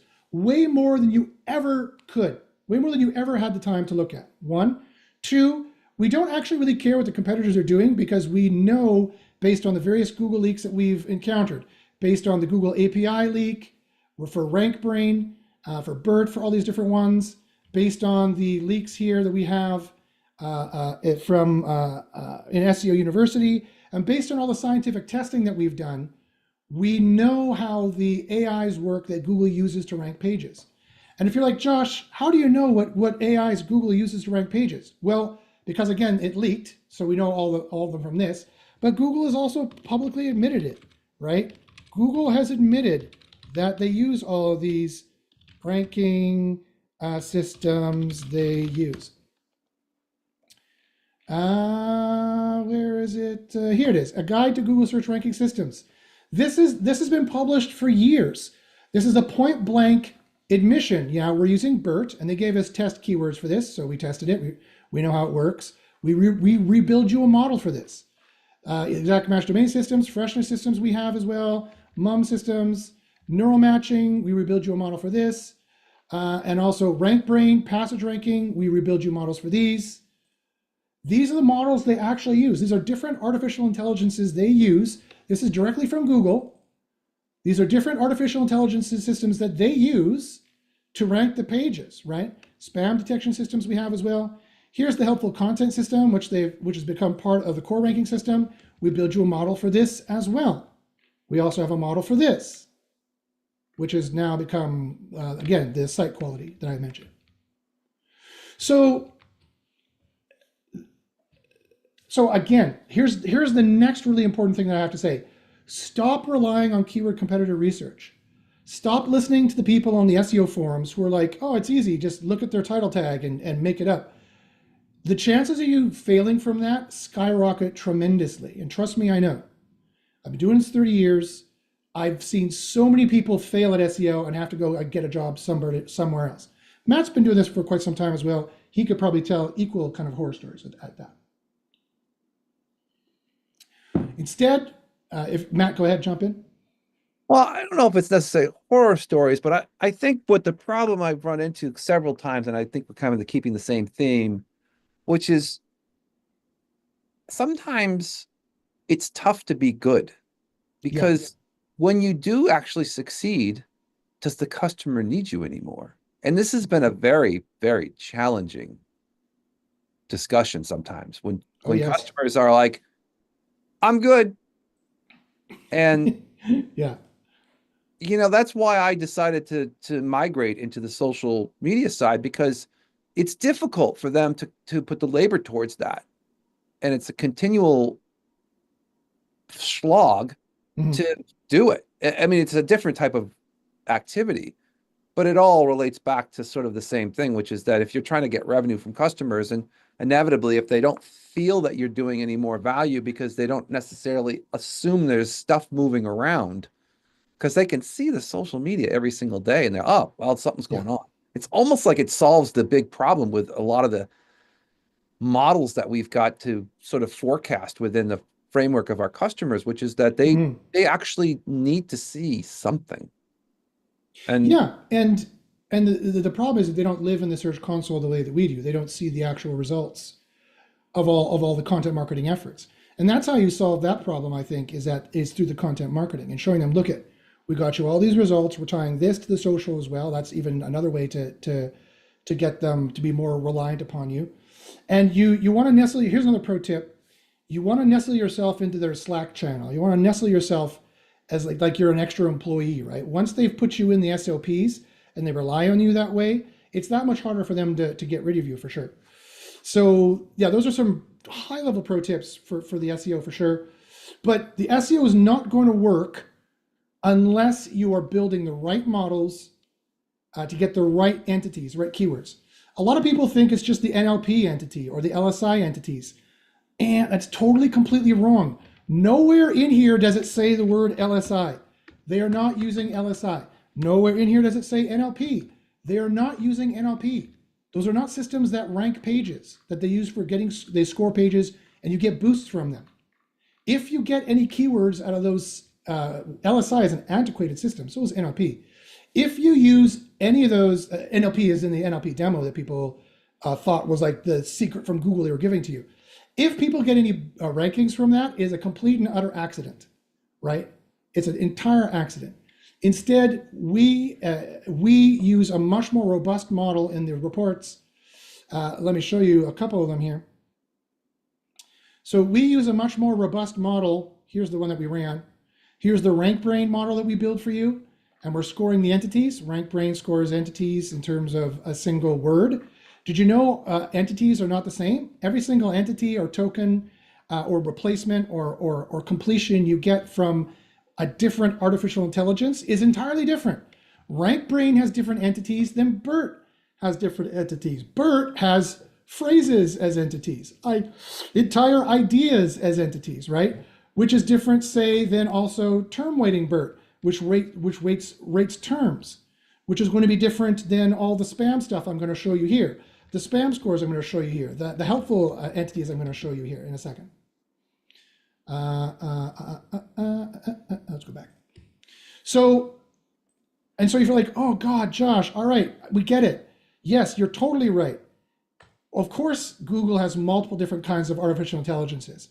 And of course, it's not just going to be as simple as LSI, a technology from 1972. Of course, they're using something newer. And of course, yeah, it makes no sense. Even if we do competitive research perfectly, Google isn't, all we can ever do is be equal to them. And therefore the client, as Matt points out, doesn't need us anymore, right? Even if we do it perfectly, which we can't do it perfectly. One thing that science teaches you is you have to try and come at it from an open-minded perspective. Be like, maybe I'm not perfect, and maybe I need to do some scientific testing here. But the good news is, we've got you. We've done all of it. SEO University has been the mentorship group for the last 10 years of reverse engineering and scientifically testing Google's ranking factors, especially these ones here. We can rebuild you your own models here for these different AIs. And we score up all the entities very similar to the way that Google does, and we do all the work for you. And we do it in 20 minutes as opposed to 20 hours that it used to take. This is, again, where people are missing out. They're thinking like AI is going to help them generate content, and it can and will, if you've got the basis of having AI doing the analysis for you, of it being an agentic AI. And I made these AI agents before the phrase AI agent was even a phrase, right? I made this years ago. This is 3 or 4 years old now that I've been building this and tweaking it and making it.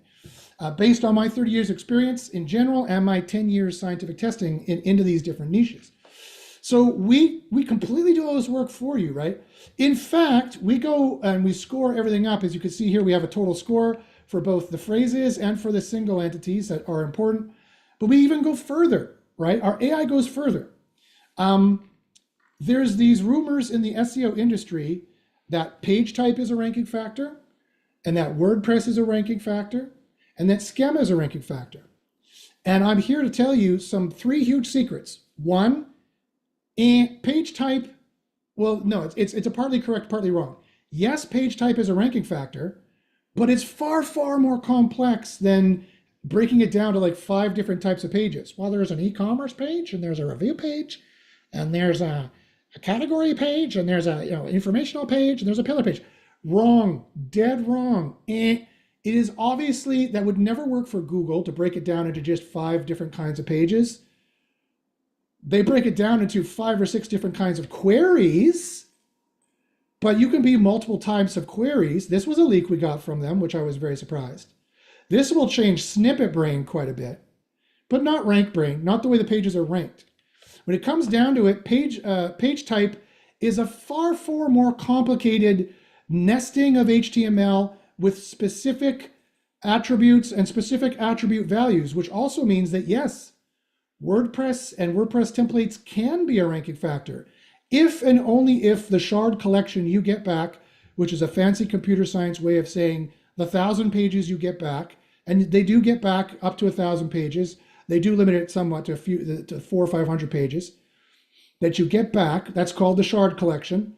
That's the bits from the multiple databases they get that they are going to rank. They have this embedded document object model that is machine learned and vector embedded to know that, okay, when you get to page, the more you get to spot number 1, the more people are showing features and descriptions. They have an image gallery in this particular niche. This is different for every niche, right? They have prices. You need a price, very important. Add to cart, very important. They want testimonials.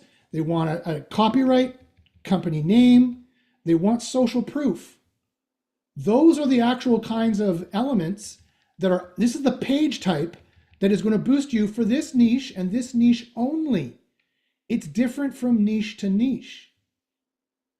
And not only did most people not know that this was a ranking factor and how it worked, that our AI does for you automatically, it is not humanly possible to look through 1,000 HTML pages of 10,000 lines of code each and mathematically determine what the actual ranking factors here ought to be. But we assess this out for you automatically. So the good news is people are like, Josh, do I need to spend 20 hours doing this? And it takes 20 hours doing this, 20 hours doing this. I can do 1 page a week. No, you can do 100 pages a week. I suggest you do anywhere from 25 to 100 pages a week, as much as you can do, as long as you can maintain the quality. And my AI is doing 90% of the heavy lifting for you anyway. And that is the promise of artificial intelligence. This is how we're going to win, guys. You're not going to win because you're plucky, right?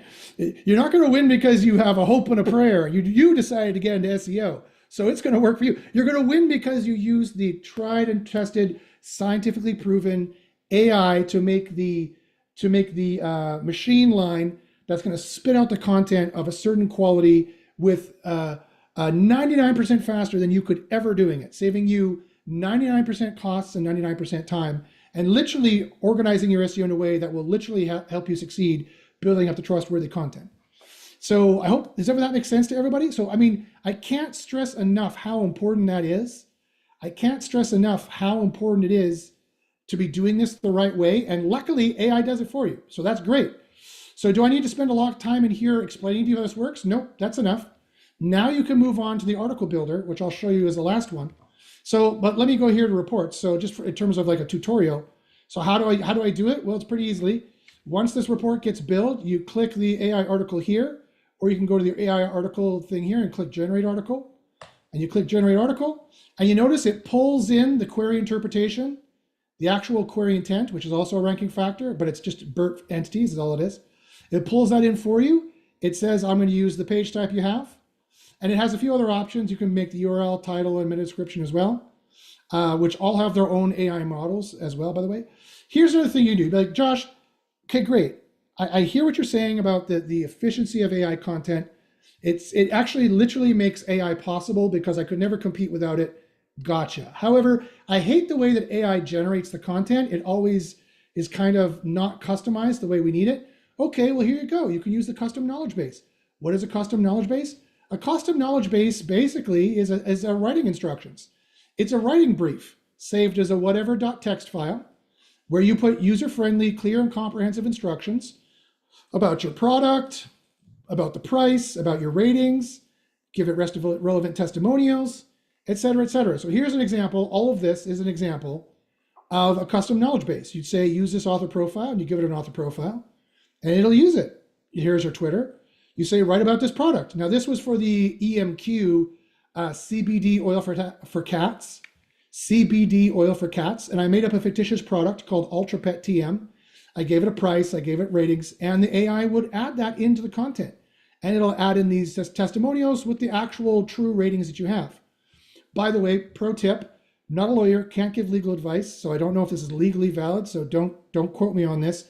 However, I did see recently, I don't even know if the FTC still exists in the United States, but I did see recently that the FTC made it illegal to have AI-generated testimonials and AI-generated ratings.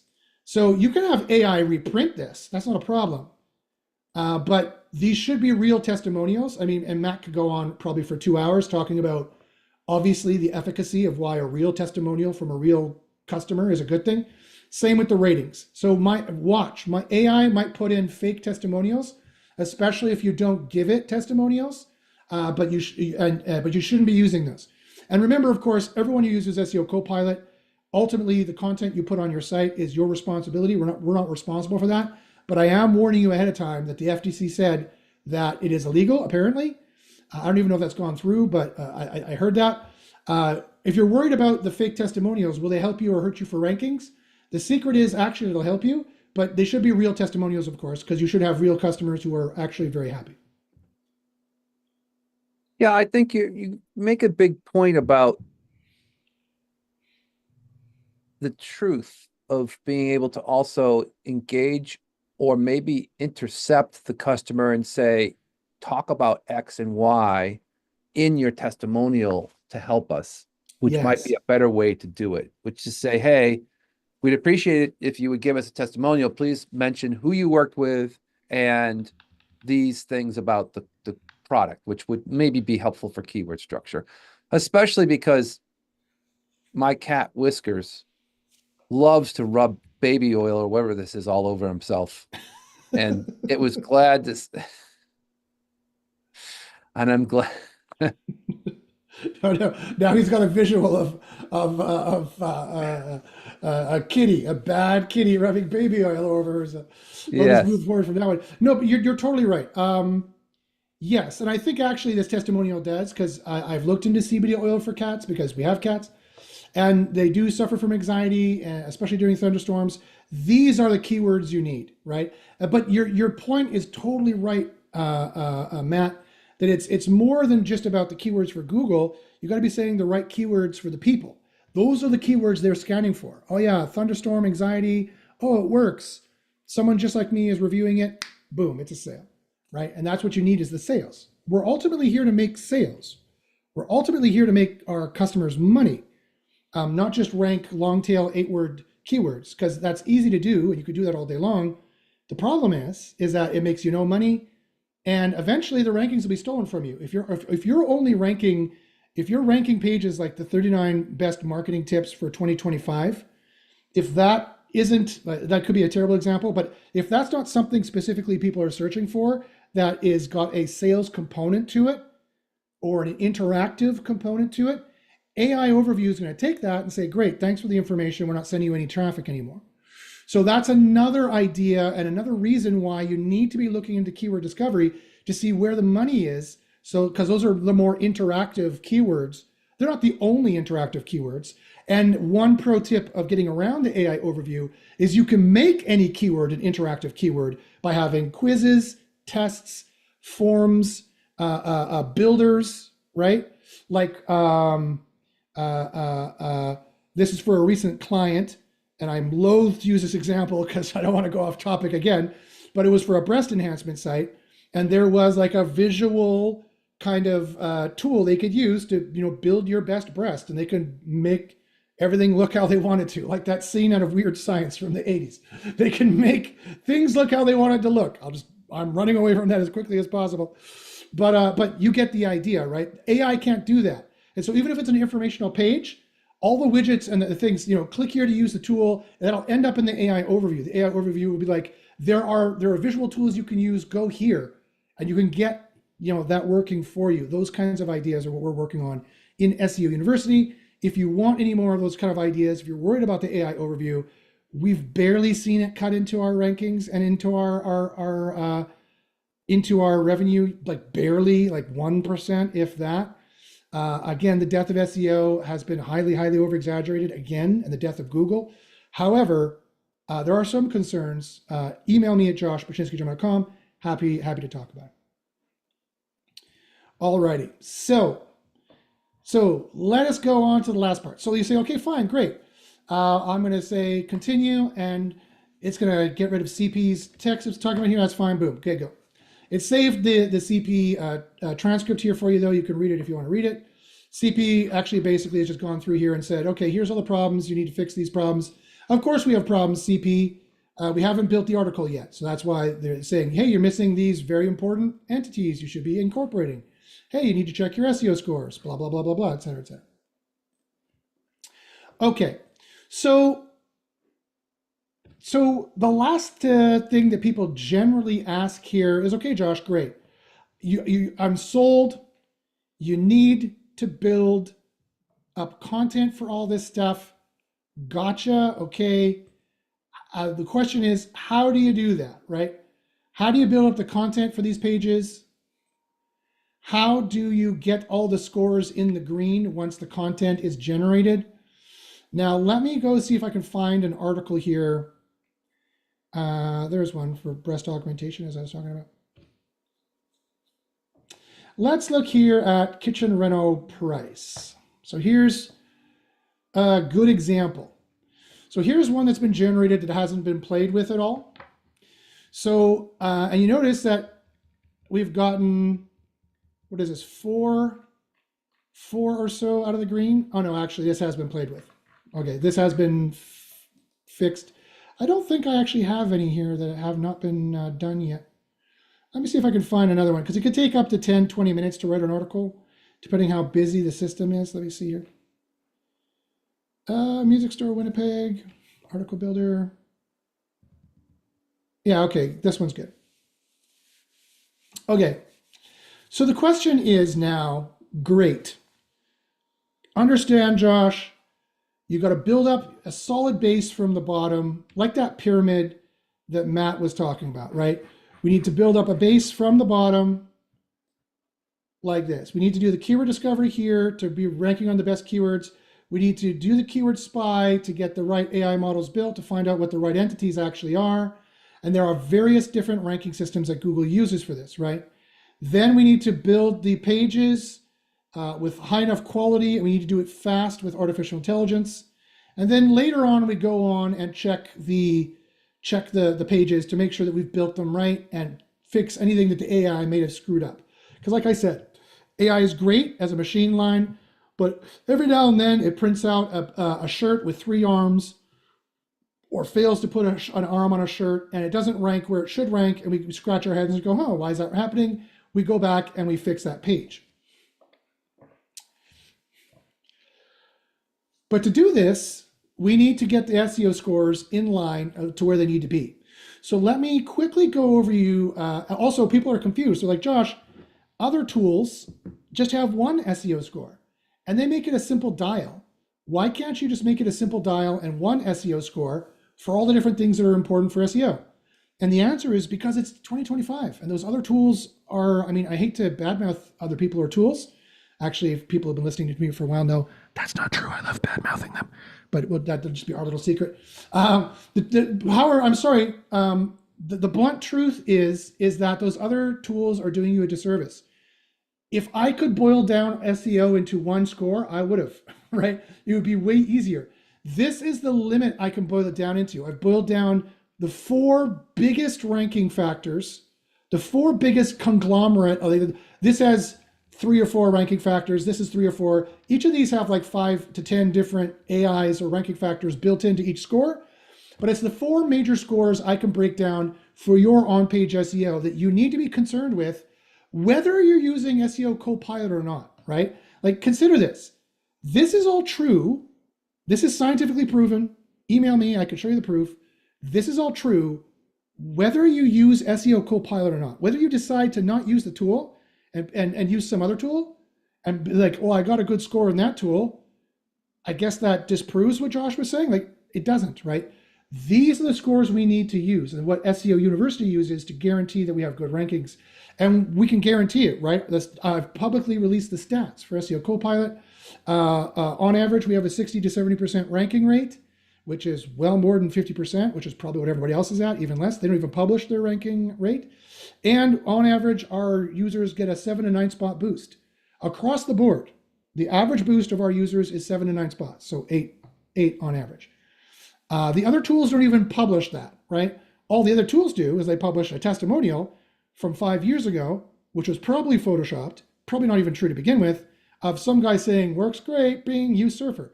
So that's not true. You shouldn't be trusting those kinds of things. So excellent, excellent, excellent. So let's go here. So with that in mind, let's go here and look at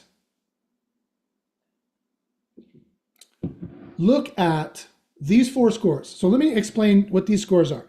So to know how to get these scores in the green, which is going to be good for 90% of niches, for 90% of pages, let me show you which scores are most important and then which order of operations you'd want to get them in the green. Okay, so the first score, that's the most important here, is the Google semantic score. You can think of the semantic score, this is from all the AI models that in the reports that we built up for you. You can think of this score like keyword density. However, it's not keyword density. Here's another pro tip that I'm going to give you. That again, you have to pay thousands of dollars for this secret. Usually, I'm going to give you right now for free. People think, and it used to be that in SEO, and I click the SEO tab here to see this information. In SEO, it used to be that you just put some keywords here in the URL, you put your keyword in the title, and you put your keyword in the H1, and you were done. And that was SEO. Well, not so anymore. SEO is a complex, there's no such thing as keyword density anymore, but there's something similar. And it has to do with the scoring of these entities that gets a different score and has a different boost based on different artificial intelligences. And you see them used here. There's not just 3 keywords you need to put in. There are hundreds of keywords you need to put in at a certain ratio, right? And it tells you if you're missing any here. There are hundreds of keywords you need to stuff in. There's no way to manually do this. There's no way to manually do this. And if you think, oh yeah, just naturally these keywords, I know that we need hundreds of different entities, but it'll just naturally get in there by me writing it naturally, right? Nope, wrong. And this didn't get in there. This didn't get in there. This didn't get in there. These didn't get in there. So it may not get in there, right? The only way to do this correctly is have an AI write the content. There's no way, and look at it sentence per sentence and make sure that it's getting the right entities sentence per sentence. And even the AI can't get it perfectly right every time. There's no way in hell a human could ever do this, ever. It's just not possible. It's just not possible, guys. So that's the Google semantic score. It is all of that content. And you need to be, and also there's other rumors and myths I'm going to dispel right now for you and blow your mind. Did you know that there is an over-optimization penalty? There is, for sure. You can be over-optimized depending on the ratio of keywords that your competitors have and where they have them. You can be over-optimized in not just your page, but in the URL and or the title and or the description and or the H1 and or the body content and or any other headings that you might have. You could be over-optimized in all those areas. But did you also know, and it's even worse, to be under-optimized? Believe it or not, Google is still, in many ways, SEO is still like it was. You need to have the right keywords in the right spot. How can they trust that you are about Music Store, Winnipeg, Manitoba, whatever the F that is? They have no idea.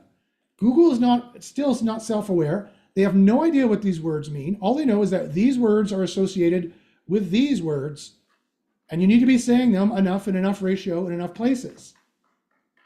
And it's more words than you could ever humanly count, in more places you could ever humanly count, because it's every single sentence. There needs to be a relationship between the entities in every sentence. There's no way you could humanly do that, right? Unless you were a 30-year veteran and you just happen to write that way naturally, and or you're using AI to do it. And even if you were the 30-year veteran, you still may not get it right. Because, doing a thing is one thing. Teaching about it and explaining it well in an article is quite another. You might forget whole sections that Google is waiting for you to talk about because all the other experts talked about it in what is called the mountaintop algorithm, which was another patent white paper they put out that was explained by Bill Slawski, God rest his soul. I've been in SEO so long, a lot of people I know who used to work in it are dead, sadly. Eric Ward, Bill Slawski, and and not in the industry anymore. Rad Fishkin's not in the industry anymore. Danny Sullivan, Matt Cutts, Emmett Singhal, Miley Oyi, whom else? I could go on. Philly Weiss, I could go on. Okay. Okay, so the semantic score is the most important score. It is the one that we have most tested with science in single variable testing. It's the score that it is the strongest. This can be as much as 1 point out. That's about it. You need to be in the green. You need to be in the average ratio so you're not over-optimized or under-optimized. This is the one you basically should not ignore the most. This one statistically very highly correlates with #1 rankings. The more you are under 65, the bigger boat anchor you're putting on your site. Now, does that mean that you can't find a page ranking #1 and come to me and say, Josh, you said that this was the most important score, but look, this guy's ranking #1. How come? The answer is because I said you can't look at your competitors. It doesn't work that way. Google has made it so it doesn't work that way, so SEO fails, right? Because they want that $1 billion of SEO profit to go into Google Ads. They're greedy. They want all the money. And as I said, sometimes they put #1 different pages. And there are more ranking factors than just this, although this is the most important ranking factor, hands down among them all, except for traffic. These guys could have better traffic, or these guys could have something else holding them. They could have a crazy social going on. And they might only be there for a few days and they could be gone. If you want the science on this, you want me to prove it to you, I'd be more than happy to. I would be delighted to prove this to you. Email me at joshpaczynski@gmail.com to get into the science.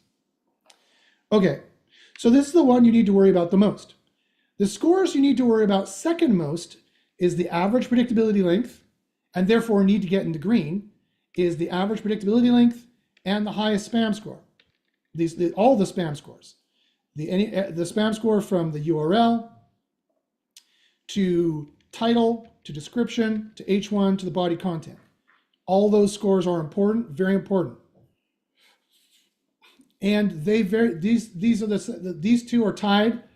All the spam scores and the predictability length are tied for being the second highest scores, SEO scores that we list here, that you should be getting in the green, that most correlate with #1 rankings.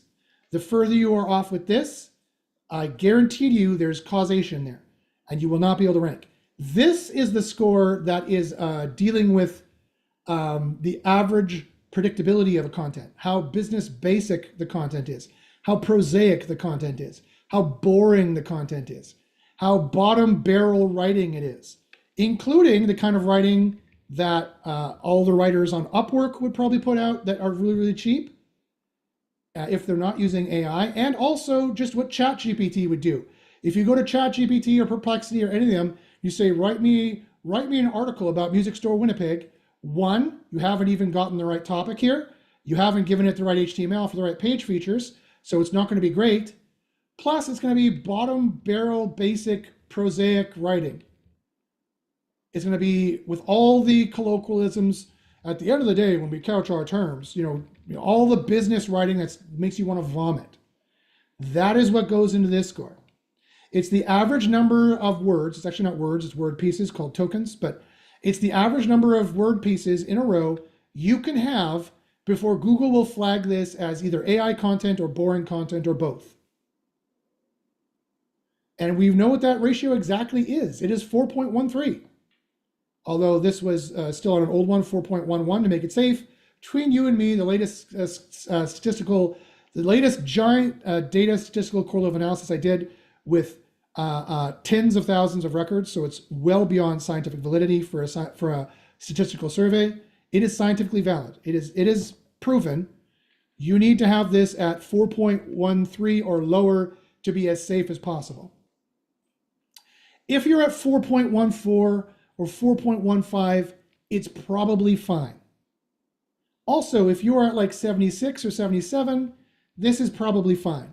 85, way too much. Way too much. So these two, this is the most important, this is second most important. Equal to the average predictability length is the spam scores. All these spam scores need to be at 0% preferably, These don't have a range. This one and this one are a threshold you need to be under. You need to be under your competitors. You need to be under where it's at red. You need to be under the score of your competitors here for sure.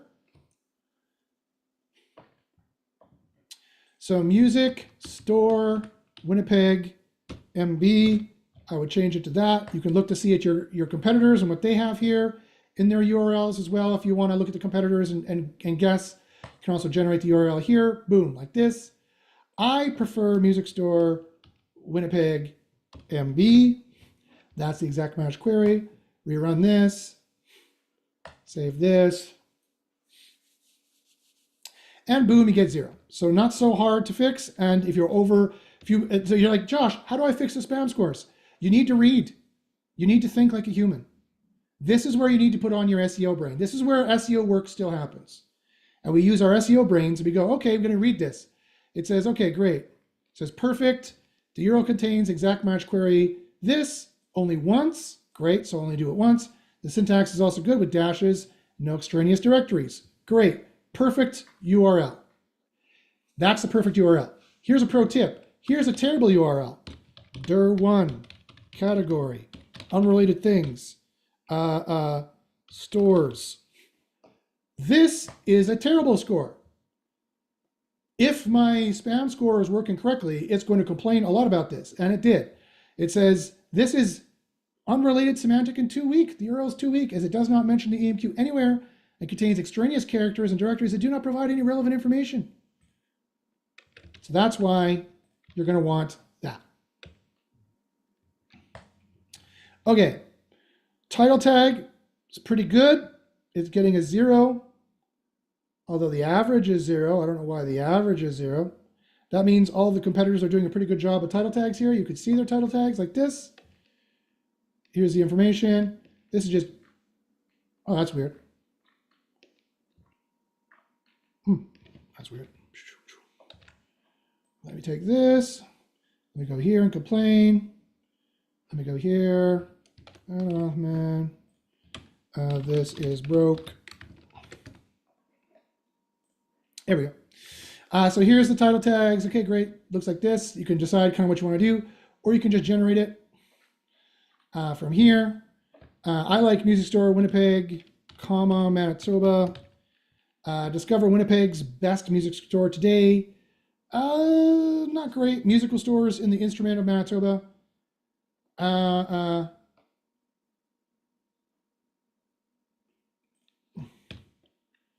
Music stores today, maybe it might be better. No problem, Matt. Talk to you later. Thanks for jumping on. Let's save it. Let's run the spam score. You can also get it to generate a whole bunch of other suggestions. You can also ask CP, can you write me a title for this page? This is what it should be about. And it'll write a title for you. Okay, so 0%, great. It's a great title tag. The meta description, you notice it has different entities. It's because a different AI has different entities. For the meta description, it's 0. And for the H1 in the body, you have to read what it says. So we'll go through that in a second of how to fix it. But basically, you would need to highlight this and read. It says the content provides a brief overview of music stores in Winnipeg, Manitoba, which is relevant. However, the phrase Music Store Winnipeg MB is implied multiple times through variations. That is standard SEO stuffing, as it says, which can be seen as keyword stuffing. For example, the repeated use of music stores in Winnipeg and Winnipeg's largest music store could be perceived as an attempt to optimize for search engines rather than providing valuable information to the reader. To improve the content, it would be beneficial to reduce the repetition of search phrases. You need to read what it tells you. It tells you what to do. And instead of focusing on providing more unique insights or descriptions about each store. A quality rater might find this page somewhat useful, but could question its ranking due to repetitive nature of the phrases used. Remember, Google's AIs are now doing the quality rating, and that's why my AI does it with the exact same kind of model that Google's AI does it.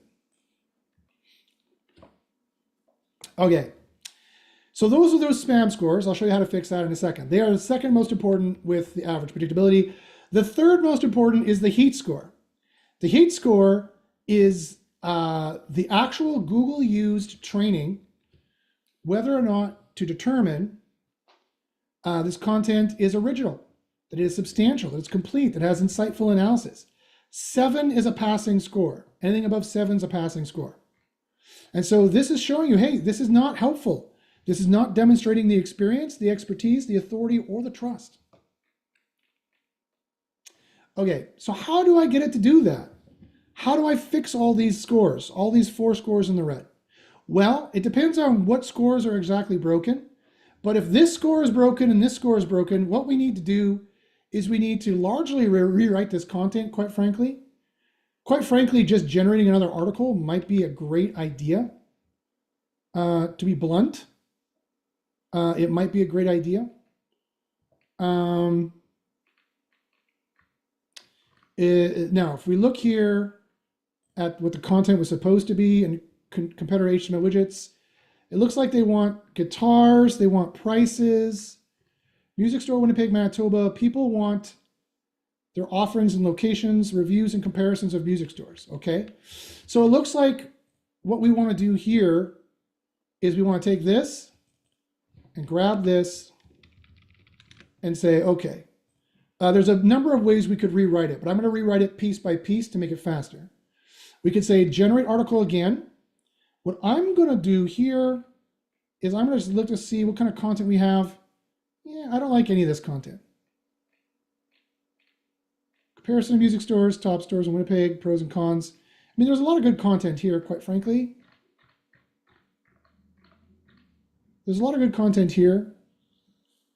This is a bad example because this is like an e-commerce lower end page that's going to use more human interaction, right? That really makes it tough for my AI to generate this content well, because it wants actual addresses, which it gave. It wants actual links to the stores, which it did, but it also wants pricing, current pricing of what people are doing here. So let's go down to here to CP and say, please make me the sections this page should have to be on this topic. Write this from an expert perspective with helpful tips for the newbie.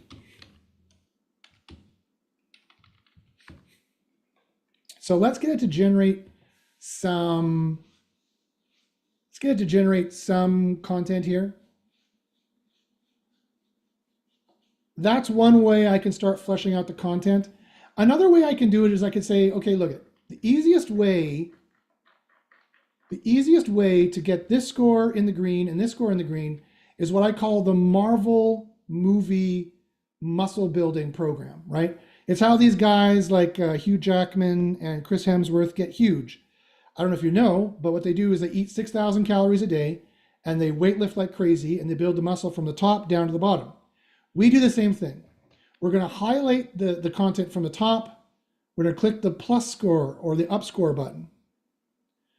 And this will give us a bunch of different variations here that we can maybe add some content, but sometimes it needs some little extra help, right? So,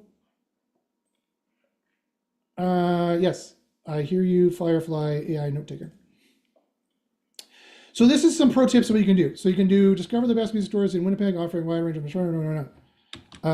give a summary of the pros and cons and what to watch out for from an expert perspective here. I can highlight this, I hit the outscore button, and it might take the suggestions, and boom, it did. Boom, replace. So now I said explore, so why wait, check them out now. Great, okay. Now what we want to do is, we got Long and McQuaid, we got Music Trader, we got Guitar Shop, we got Piano, Organ, and Center. All right. Expert Insights. Now, I would need to put in the real actual reviews here, but I should have the real actual reviews, right? I would have to check these prices to make sure they're accurate and make a link to buy them for this kind of e-commerce page. But we can do that kind of page. We have community stuff going on here as well. We got a comparison of music stores, whether they have these kinds of features, which is really, really actually helpful. Blah, blah, blah, blah, blah, blah, blah, blah, blah, blah, blah, blah, and blah, blah, blah, blah. Okay. So let's rerun all these to see what we got.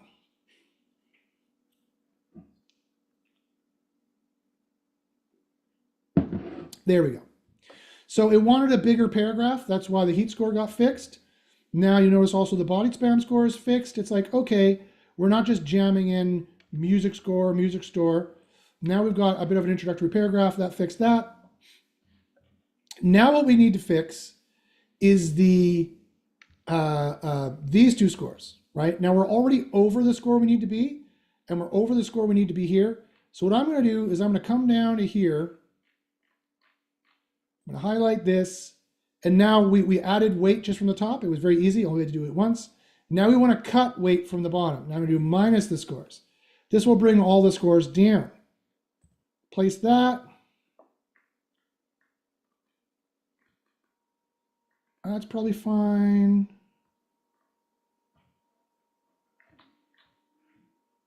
See, that's fine. I'm going to highlight this. Now I'm going to downscore this. I'm making judgment calls. This is a different kind of page. See, I made it smaller. Save. Rerun this. Rerun this. We're still a little over. Still too many entities in here. Now, I'm only 0.13 over, so this is probably fine. What I need to do is, this is a great example. Now, I'm really under the words that I need to be at, and I'm kind of good on everything else. I just want to bring this down a little bit. This is a great example for like a weird case. What I need to do is I need to find out, okay, what are the entities that are so highly scored here? Sort by score and see, okay, musical, Winnipeg. Winnipeg is probably mentioned too many times. That's the entity that's sticking out. So let's go and let's get rid of Winnipeg. Let's get rid of this. The SEO stuffing of the word Winnipeg. Let's see. Let's do top products.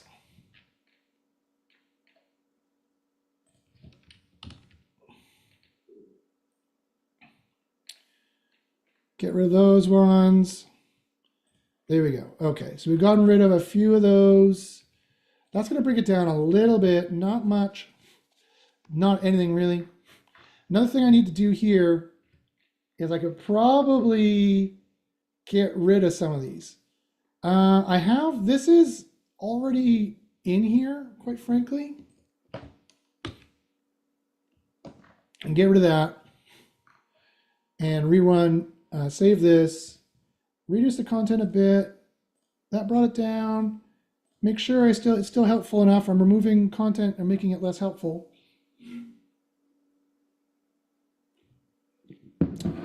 Yeah, I'm only 0.08 off. That's fine. Okay, so actually, you know what? Even though this is a little hot, I would leave it, right? E-commerce pages are often a little too hot. I could even change this to say the pegs. A colloquialism for Winnipeg is the peg. People in Winnipeg call it the peg sometimes. I know because I was born and raised there. Also, winter peg or windy peg, but that's not what Winnipeggers call it. That's what other people call it. Winnipeg MBs. Winnipeg, Manitoba. Explore the vibrant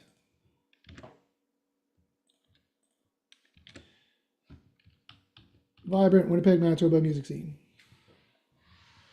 Okay, so now that's also probably going to get some of the missing entities here. I just put Manitoba in. Did I misspell it? Yeah, I did. Manitoba. There we go. I only lived there 30 years of my life, you know. Can't spell it. or 25 years actually. Boom. Okay, now we need the abbreviation. Can even do it here, MBs. There we go. Now I save it again. Go here. Refresh. Okay. So you can tell here by looking at the SEO and see, okay, look at 18% body spam, great. The H1's probably fine. H1 is one you can kind of ignore if you're like, I got the rest is fine. This is a little bit over, and this one is a tiny bit over, but that's probably fine. I'd probably leave that. I'd go with this page, especially if I was doing a carpet bombing approach. And if it didn't quite rank perfectly, I would circle back, but I was able to do it in 5 minutes, as opposed to spending hours researching those prices, researching and making sure that's all correct. Now, you should still probably check the prices and the addresses to make sure that the AI didn't hallucinate, but it probably didn't. It probably wrote a fair amount of good information there. That it's the e-commerce pages that you really need to check the details to make sure that the item numbers and the links and the whatever else, the pricing is all accurate and correct. Okay, so there we go, guys. There is a full, you take that, copy and paste that into your WordPress, rinse, repeat. Build up all the pages you need to build up to get all the content that you need. So now, as promised, there was some gifts. I'll give you guys the gifts and I'll open it up for questions. I'll open it up for general questions I can answer, and then I'll turn off the YouTube, and the guys who are on the Zoom call will get a special one-on-one quick session with me of ask me anything, ask me any SEO secrets, and I will tell you for the Zoom call. If you want to be included on the Zoom call next time, so you can take advantage of the Ask Me Anything, please go to SEO Copilot, AI.com, go to resources, and click on the free OnPage SEO training. And you can join any of the sessions that are coming up here as well. So first off, let me share with the Zoom folks. Okay, so I've got a number of gifts for you guys. One, you want to email me. You see my email there, joshbashinsky@gmail.com. I'm doing a special right now. I know that SEO is getting difficult. So SEO University, again, is the science think tank that made all this information. It used to be $500 a month to join SEO University 10 years ago when we started. Right now, I can give you an introductory offer for community access for our Discord for only $44 a month. That's right, $44 a month, which is a no-brainer to jump in and see what we know. It's less than a price of going out for dinner. For less than a price of going out for dinner for two people or for one person for a really nice place with booze, you can figure out everything that we know. You could see all the science that proves all the different stuff I've been talking about, plus thousands of more secrets that you won't believe to really explode your SEO game. Email me at josh@bachinski@gmail.com and say you were in the Zoom. Well, I mean, I guess with this coupon code there, the coupon code is secret here. It's secret here for now.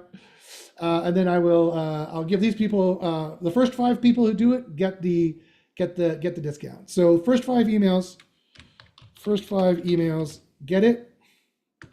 That is for people who are in the Zoom. For anyone left here in the call, the next thing also with the same coupon code,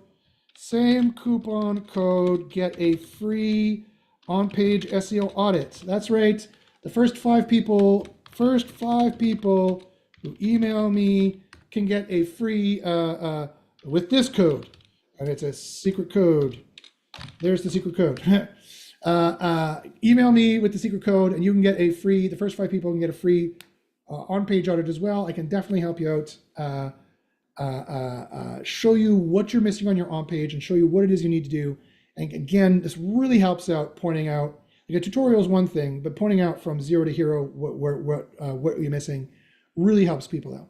And this is in addition to Neil, who already won the half an hour one-on-one session by replying yes earlier to my many spam emails I sent earlier on. Okay, while you guys are writing that down and taking advantage of that, let me answer any questions you guys got. What questions do you have? Please ask. Neil says, given time on page is a buy button affiliate, therefore better to have lower down on a page so the user spends more time on the page. Neil, that's a great question. So that was talking about, we were talking about we were talking about the signals at that time. And yes, traffic and long clicks are a definite signal that will improve your SEO. However, I would not cut off your nose to spite your face, to use the metaphor. I would not use the buy button as a kind of lure to keep people on the page longer. What I would do is I would make it very easy to make a sale or a conversion, but conversions are different. Like, where are they in the sales funnel is how you need to think about conversions. They're at the top. They need to be informed that you are the best person about X. Then they need to be informed that these are the reasons why you might want to buy from us, and then these are or what you should consider, and then they need to be informed at the end of the sales funnel with a conversion button. So all those conversion things should be above the fold and should be easy to see and find out. If you terminate the search, it is not just that they spent 10 seconds or more on the page that is a good signal for Google. It's that you terminated the search. They didn't bounce back and click another result. They did not bounce back and click another result. What they did do is either convert there and close the tab and they're done, or they went back to Google and they refined their search. And Google realizes there's our search refinements, and that's part of the way that they determine what the proper query interpretation is with BERT. People search for music stores, Winnipeg, Manitoba, but what they really want is not the map pack. They want a review listicle talking about all the different stores, that kind of a deal. And AI detected that, and we built the pages from it. And so you're covered, right? But that's the path, and that's what people actually want by watching the clicks. Okay, any more questions, guys? Throw them in there. Come on. Got a couple seconds left here. All right, people here on the YouTubes. Again, guys, thanks for watching. Make sure to like and subscribe. Make sure to share this article with people. The article's an article. Make sure to share this. Too many articles. Make sure to share this video with people who are struggling with SEO that you know want to increase their traffic and succeed in SEO. Greg says, how can you use AI as part of content generation without it causing issues with Google? I mean, I think I've answered that through the whole thing. Greg also asks, is SEO University included with a subscription of SEO Copilot? No, SEO Copilot and SEO University are two different companies, but we give huge discounts for either. So if you're an SEO Copilot customer, I can give you a discount on SEO University. And if you're an SEO University customer, I can give you a big discount on SEO Copilot. So the two go hand in hand. We can make it very cost effective for you. Make sure to email me again at joshbachynski@gmail.com. You can see my email down there at the bottom. And say that I'm already a customer of one or the other, and I will help you out. An online affiliate asks, will there be a replay of this course? Yes, this will be the public replay. I'm about to turn off the camera and turn off the broadcast and ask any personal questions for these guys, answer any personal questions for these guys that they may have, which is the pro to signing up. Again, I've already showed, go back in the video and watch how to sign up for the Zoom for the private session. All right, guys, is there any more public questions you want me to ask?